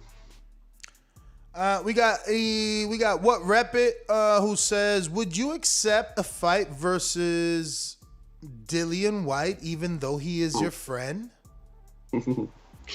No, I wouldn't. Purely off I run myself by some strict kind of moral codes, and I had nothing and nothing going for me within boxing, nothing big, nothing massive. Like, only me and Dill know the real story, but he pulled me out of a serious space at a point where, like, my career could have just been left to rot, and he pulled me out of a situation where he didn't need to, he didn't have to, he had no means to, other than he knows what it's like as a fighter to be at that kind of lower level and to be messed around and to be used and whatever else. And he gave me this opportunity and he put me on these shows, and now I'm able to thrive because of it. So I'd never go against him. I've got nothing but pure love and respect for that man. All right. We have James Valdez in San Antonio, Texas, that says, Wilder versus Fury 3. Who wins and how? I think same result. And by the same kind of reasoning. I think Fury will do the same thing. I think he'll step on the gas and just pressure Wilder. I think Wilder's seriously uncomfortable on that back foot. I don't think he knows how to work comfortably like that. And even with bringing in Malik Scott, I know Malik really well. I spent a lot of time with him when we was both out in Ukraine together sparring with Usyk. I spent weeks with Malik, and he's a really knowledgeable boxing guy. He knows his stuff, but I don't think the limitation is with Malik. I think it's with Wilder. Is that I think he's at that point where to try and readjust him so much into the kind of boxer that he needs to be to beat Fury, I just don't know if that's a possibility. Did you hear about the undercard announcement? Allegedly, Efe Ajagba versus Frank Sanchez and Adam Kownacki-Helenius rematch. What do you think of those matchups? Yeah, I heard about those. They're good. Good fights. Real good fights. Who you picking in that Sanchez Ajagba? Who you favor at least? I would edge it to Ajagba. I think in Frank's last fight, I don't know. I watched his last fight and I wasn't for someone who's Cuban, comes from that good schooling, I didn't see a lot of that. And I don't know, again, I don't know if it was just because of the fight, because of the opponent and stuff, but from what I saw, I was just like, there seemed to be something kind of missing there. We got Coach Myers in Connecticut that says, good morning, champ. Which fight would you consider coming to the U.S. to make your debut here? Michael Coffey, Cassius Chaney, Trevor Bryant, all American undefeated heavyweights? I wouldn't mind any of those. So coming to America is something that me and the team have definitely spoken about. It's something we wanted to do before the end of this year. With everything how it's being at the moment, hopefully they're still in the plan, still able to be done. In terms of an opponent, we're still like, it's nothing set for that, but that's definitely in the works and in the plans of something we want to do. But I'd happily take any of those. We got Ryan O'Rourke from Liverpool that says, what's up, Fabio?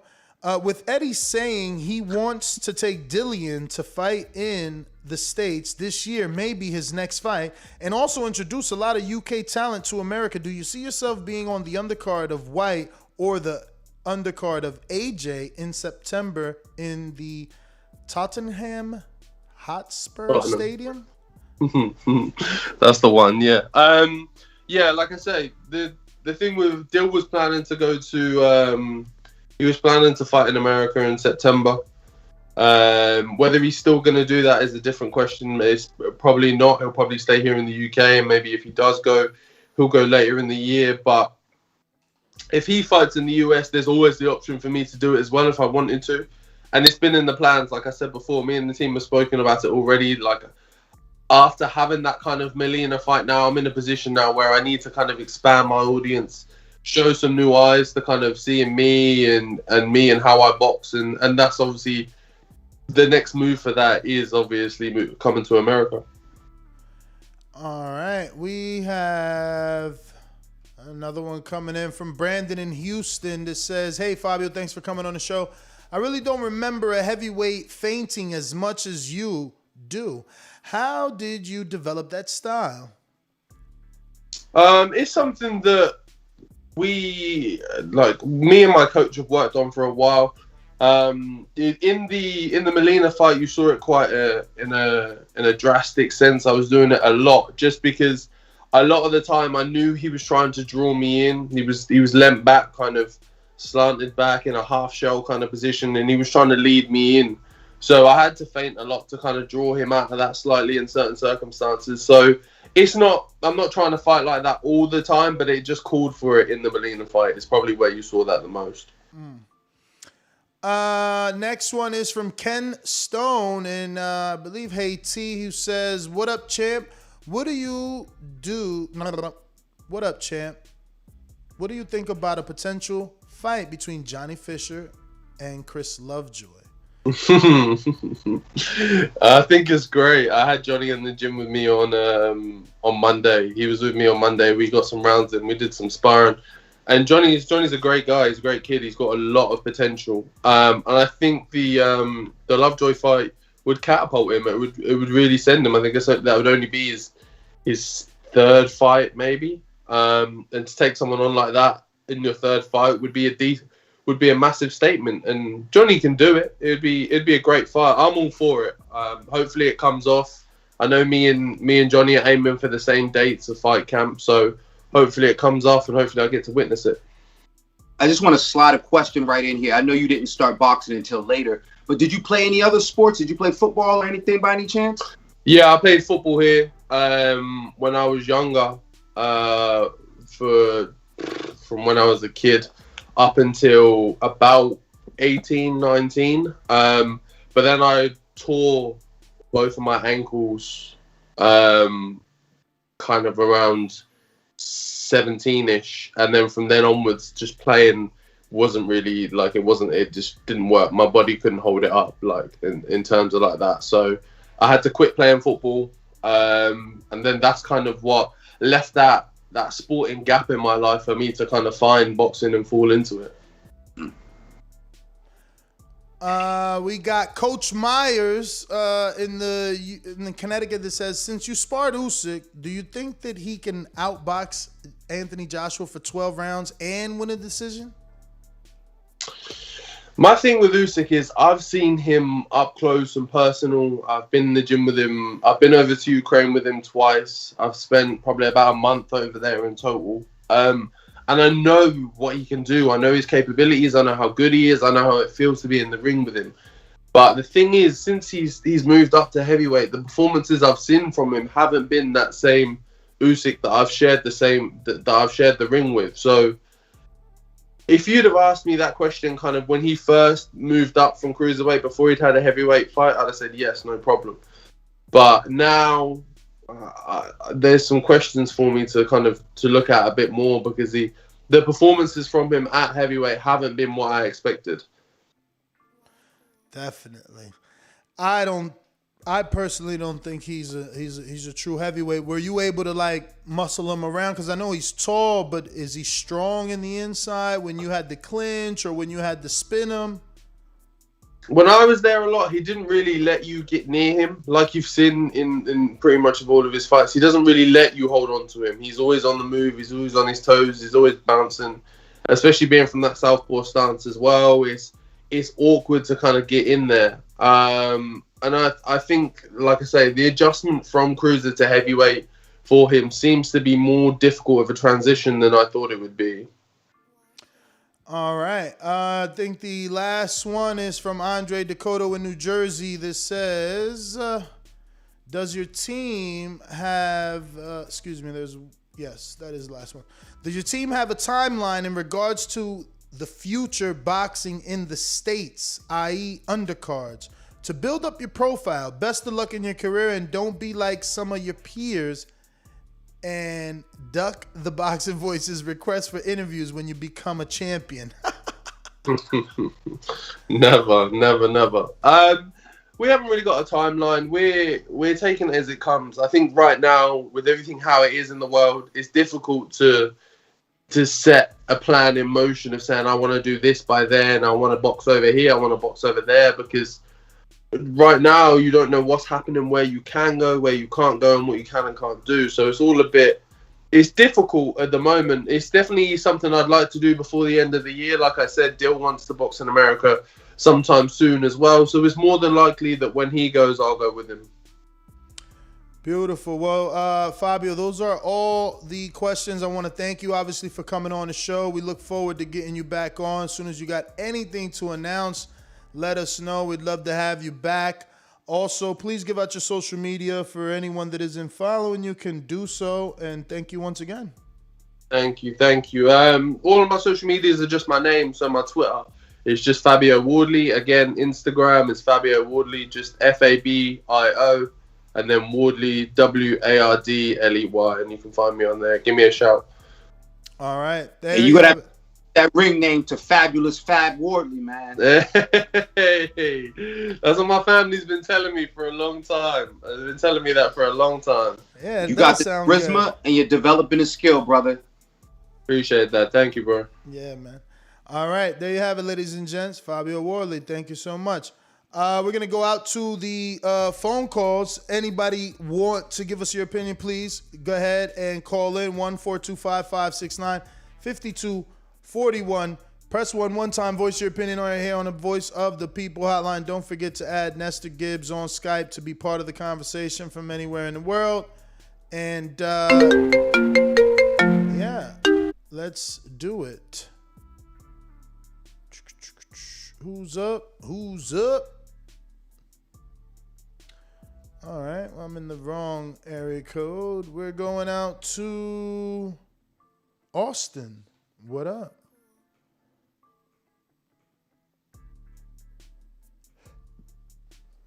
I think I turned on 8. How 8? Say what? Hello? Austin, what up? Hello? Austin. Hey, man. Hey, could you come back to me, bro? Could you come back to me? My fault. Sure. Edwin Solano, what up? Yo, what up, man? What's good? Oh man, I just had a comment on that Bob Arum thing. And I wanted to say that Bob Arum is like 95 years old. So Nestor Gibbs, you be the next top rank boss, and make boxing great again, boss. I wish it was that easy. We got to get Todd the Buff out of there first. Then we move Ness in. Hey, I'll tell you what. I'll definitely do it for half of what Bob does it for. Hey, Ness, but the way you put things in fruition, man, you never know, man. Hey, man, your lips to God's ears, Edwin. I wouldn't mind a job at Top Rank, helping them out. Listen, I remember when Thomas Hauser was hired by HBO to advise them on matchmaking, bro. It was like a dream come true, so. There you go, man. Yeah. But thanks for the great interview. It was a great, and your partner is real good too, man. Can't wait to hear more. All right, shout out to Amin. We going out to Houston, Texas. Brandon, what it do?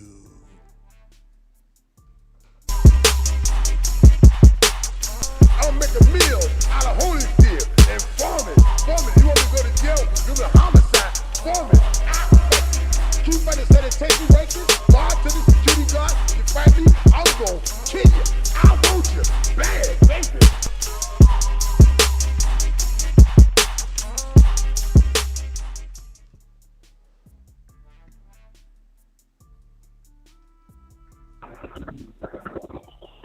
What's up, man? Yo, great interview. You know what I'm saying? Great interview with Fabio. The Efe Ajagba thing, man, that's an interesting fight. I don't know who will win that fight because, when I saw Frank Sanchez at that fight, I wasn't very impressed at all. That was my first time seeing him fight. When I heard all this stuff about the Cuban flash and this and that, he got quick feet. I didn't really see none of that against what's his name, Dominican Dynamite, man. I didn't see none of that. So I think Efe has the upper hand in that fight. Helenius, I got Helenius in that fight as well. Yeah, man, that's about it. Great call and great interview, man. Keep up the good work, bro. All right. Thank you for calling in. We got some other callers on the line. If you want to go ahead and voice your opinion, don't forget to hit us up on Blog Talk by pressing the numero uno so I know that you want to talk. Coach Myers, Connecticut, keeping Cassius Chaney relevant. I spoke to him yesterday, actually. Bro, let me break that news, actually, with you. Or should you do it? Let me see if you up to date. Nah, I ain't up to date. But I'll get up to date. Nah, I ain't up to date. I've been slipping. Bro, you got a new trainer, champ. Good trainer, too. Who? Yeah, who that? I'm tight as hell, man. I work out this fucking deal with Fight Hype. We could have put him on the map. You know that. My narratives, who the trainer? My narratives and Fight Hype's views, bro. We would have had him as the most feared heavyweight. But he moved. He back in Philly. He back in Philly, man. He with Brad, man. Oh, that's what's up. He with Brad, man. He ain't go with Calvin Ford. He's gonna be training with Steven Edwards, aka. I like Calvin Ford too. I like the Calvin Ford. Calvin Ford was a good trainer. I liked him. But question, Ness. So what do you think about the fights? Potentially Fabio versus Coffee or Cassius.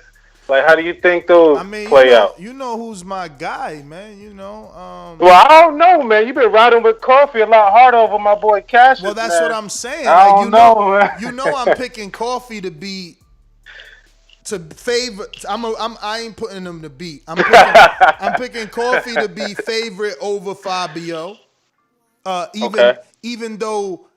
Fabio's gonna have that UK love, that Dillian Whyte gang. So they gonna have him as either a close underdog or as a favorite himself and Coffee the underdog because he don't got no.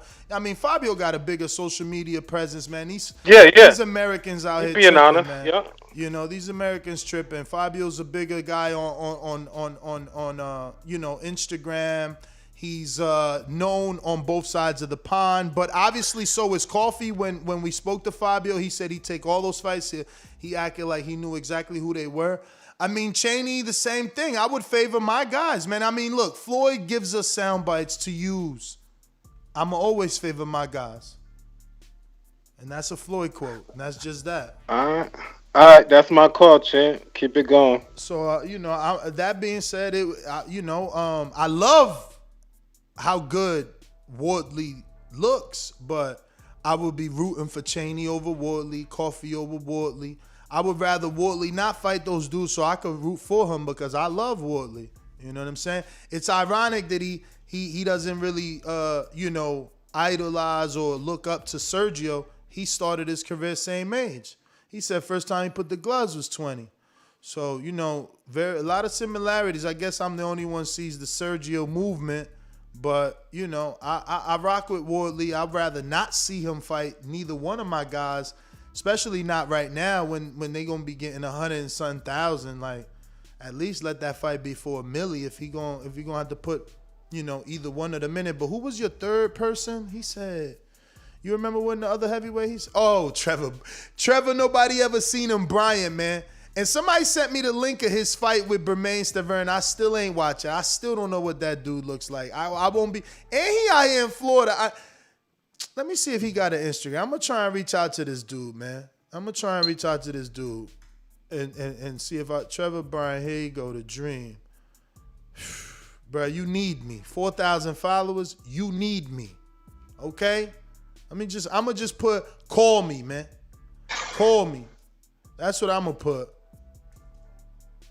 I like to see Fab and Tony Yoka first. He mentioned good domestic opponents. You know what I'm saying? I like to see him in there against a Tony Yoka first, before he would take any of them other fights. Personally. Damn, you tripping? You trying to put him in tough? Tony Yoka ain't no slouch. No, but and that ain't even domestic. So like that's a French versus a UK dude, and bro, Trevor out here tripping. And the picture, his avatar is him and Don. Like he's straight. I guess in his eyes, he like, man, I'm a WBA regular champ. Don made me a champ. I fucks with him. So I don't know. Lounge Sundays, where you at? Let me see where you at, cause I know he out here. Let me see how far he is. I'm stalking him on Instagram. Lounge Sundays. What's it? Hollywood, Florida. Damn, I was just in Hollywood. Bruh. Bruh, look, no, let me not, I don't even, I ain't even gonna say it. Because it's going, no matter how I say this, it'll come off wrong. So forget it. I'm gonna keep that one to myself. But shout out to the champ, man. Look at him. We never seen this dude. He look, I don't know if he looks short or not, because like the dude he with, it looks short. Like my man who wanted to take the picture with him looks pretty short, but then the heavyweight don't look too much bigger. But we about to find him, man. I hit him up. We gonna find him, and we gonna put him on the map, man. We gonna get him out, cause I swear I don't think nobody knows who Trevor is like that. I mean, and look, only 4,000 followers. I mean, not that many. What rep it? What it do? What's up? Shout out to Amin too on the panel right now. Frank Sanchez, I've been hearing a lot of callers, and obviously yourself, right, with a little bit of doubt of his skills or his skill set in a sense. I'm betting on Frank Sanchez knocking out Ajagba. He's been working on that left hook. His previous 3 fights, been missing it. He's been missing it he's been going over the back with it. But it takes a while to learn how to sit on your punches, especially if you come from the Cuban national system. Similar to Andy Reese, right? Andy Reese was also came up with his Cuban coach in Mexico, right? In the lower ranks, and learned how to sit on his punches in the pros. and now he's back to the Cuban style with Eddie Reynoso. So that's my opinion on that. As far as Shakur, he's still young though, right? He's still like 22, isn't he? I think he's 23 now, man. Yeah, they're Damn, Skype restarted on him. Maldonado.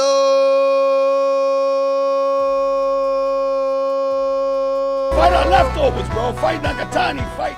Fuck, I forgot. That shit did flag me again. Man, get that. I'm gonna delete this motherfucking shit right now. This shit is deleted.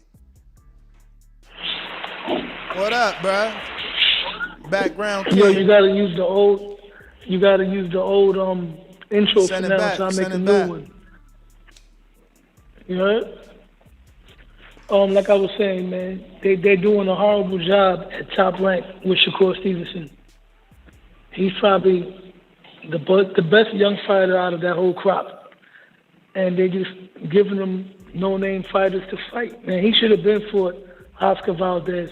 I'm really hoping that they bring Lomachenko back down to 130 and put him and Shakur to fight. You think that might happen? Nah. Nope. Nah, right there, like. Not at 130. I don't know, man. But Lomachenko did say that if he lost to Teofimo, he was going to go back down to 130, but he's still fighting at 135. I think if he struggles against Nakatani, because I think he's gonna have a tough fight. If he struggles in that fight, he might go back down to 130. Now, if they feed him to Shakur, that's another story. I don't know, but they're doing a terrible job with him. I don't see how anybody would want to sign with Top Rank just by seeing what Bob Arum's doing with his top fighters. He dropped the ball on Crawford. He dropped the ball on Teofimo. He's already dropping the ball on Shakur. And there's rumors that Devin Haney might be signing to Top Rank. Yeah, if he does that, that's a bad move. I don't know about all that, man. You know what Bill I said, hope that's man. not true, man. You know what Bill said? Bill said you can't guarantee me nothing because you can't guarantee the fighter. But, you know, so I ain't running with that. But you got hella background noise over there at the CMOS factory. Yo, make sure y'all check out David Maldonado on Instagram. Get your CMOS. You know what I'm saying? Get it. You know what I mean? Damn, Skype like all the way out. That being said, that was the last caller. If you want Blog Talk with you all, you want to hit that numero uno right now before I'm up out of here. Actually, we got some super chats, man. I don't want to leave those behind. Let me see. Intrigue, we did that. Black says, Sanchez will school Ajagba. He may even stop him. Well, Black, now that's something I don't believe. I'm gonna need to be made a believer on that one. For real, I don't know. R. Jonesy says Porter should want Thurman regardless. He beat him. True. Coach Myers says you can't beat Chinny and spar 3 weight classes up. Yeah, he talking about Shakur. That's what I'm saying. I don't know about all that. And Punch, what up? He says, Dímelo, I get Floyd, but he contradicted himself because it's legacy that's giving Floyd the opportunities to host these events. Legacy reign supreme. I mean, I guess, but what he's saying is, like, don't only focus on that because you can't feed your kids the legacy. Like, you know, his dude's out here like Baldemir, right? Wasn't he undisputed? And I'm pretty sure he ain't doing all right now. You know, you can't eat them books. Can't eat them books, man. We got Ito Cool that says, big shout out to King Amin. Great job. A natural. Salute. Yeah, we got to get King Amin a mic, man. Who gonna donate? Give me that $50 super chat. We need Amin with a real mic. Is a nice little one. I just sent it to somebody yesterday. Let me see if I can find it. I'm gonna put it in the chat, man. We need to make a wish list, a TBV wish list.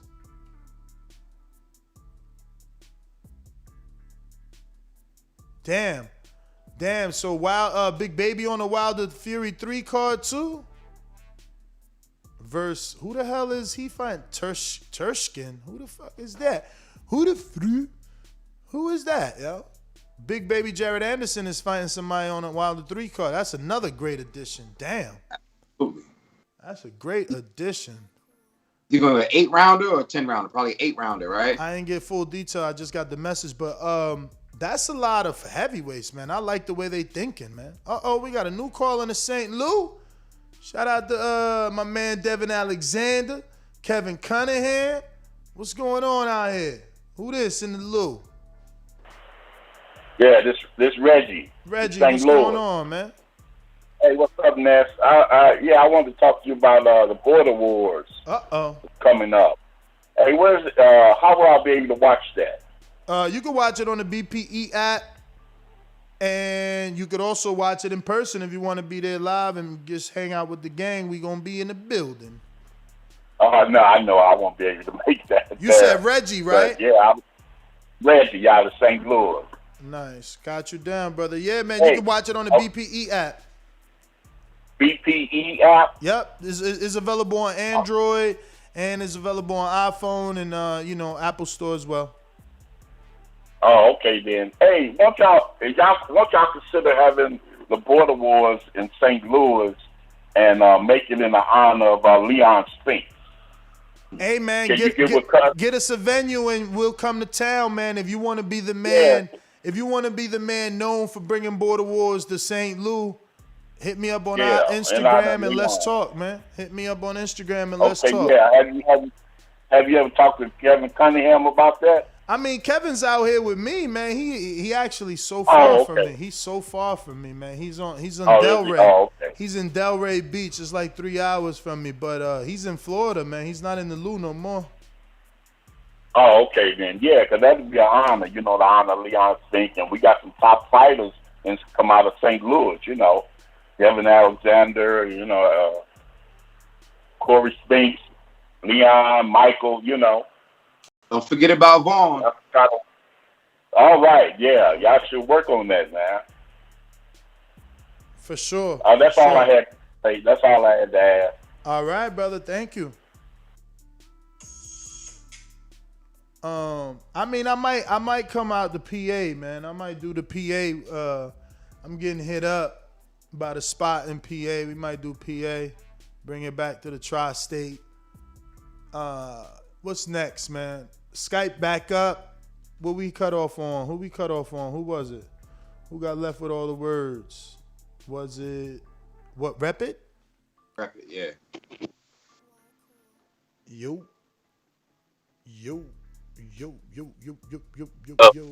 What up? What rep it? So, what's up? Do you know where that rep it thing comes from? I'm assuming like rep the town, represent, right? Remember that Jim Jones song? Rep it. Rep it. Yeah. I gotta look it up. I don't remember that. Yeah. Well, that's where it comes from. What was it saying? Oh yeah, Shakur. You think his prime weight is gonna be in the 140s or what? He said welterweight. That's what he believes. He'll be a welterweight. Do you think that he's going to be?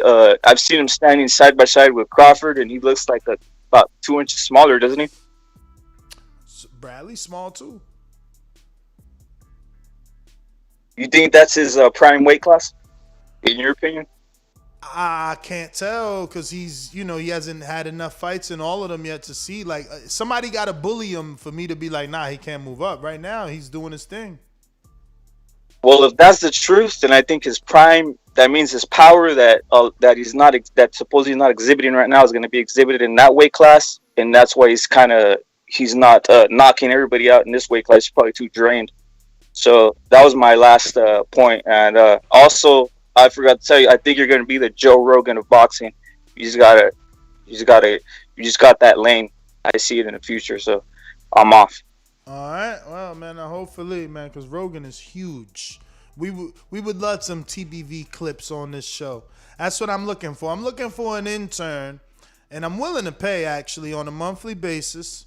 Nothing crazy, but at least you can make I'll pay your car payment. I mean, not a Mercedes, not a BMW, But we could get you a Honda like me. We could get you a Honda. We could get you a Kia. We could get you a new Toyota, and if you work hard, your car will be paid by TVB, every month. And all you got to do is just clip my interviews. Like, Fabio deserves to be an individual interview on YouTube, an individual interview on Instagram, Fight Hype. Fight Hype as well, so that people can see that interview. I need a clipper, an uploader, and an emailer. Simple. You can do it from your phone if you have time. It's a little difficult from your phone, obviously. But if you have an iPhone, you can definitely do it from your phone. I think it's gonna be you would have to, talk to me. We can talk, and I can teach you the ways. I'll give you what was that Star Wars parody? Spaceballs. And what was there? It was like the Schwartz. Maybe it was the Schwartz. Like, because like the Force was for the Star Wars, but Space Wars had something else. When it'd be like, whatever. I'm fucking it up. Well, movie buffs at. Hit us in the chat. 80s movies and shit. You know how it is. But JT in Dallas, are you available?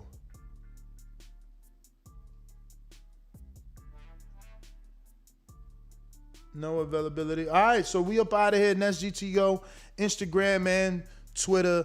Catch me on the next one. King Amina Vesics on Instagram. Championship rounds on YouTube. King Amina Vesics on YouTube. Come back and join us later, folks. Oh, damn. Let me double check these supers. Make sure I ain't leave no man behind.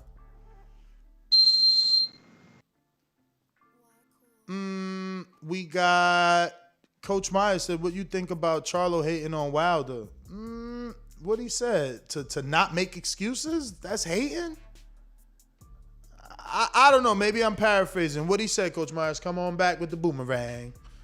Or the triple rang if you already used the boomerang. Because I want to know what he said exactly. I ain't read it. Well, I mean, basically, yeah. I mean, but why you got to keep going, though? Like, how long you going to keep hating on the man? Like, he get his fight announced and you still talking. Like, he's fighting top. But I thought he said, just go ahead and focus, get the win, and no excuses. Like, what do you exactly say? He said, well, I got to go see it again, but he was basically saying stop using race. Stop using race. Basically, stop using excuses. But how long you going to keep saying it, though? Like, it's over. Like, for me, I just feel like he's fighting top competition. Fury's #1 in the world. How you going to keep criticizing the man that's fighting the #1 guy in the world and you're not? But, that's it.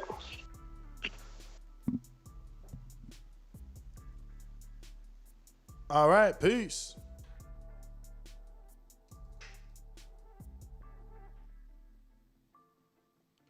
Oh, Charlo said it ain't no race in boxing. That's what I'm being told. All right. Well, catch us on the next one. Arrivederci. Peace.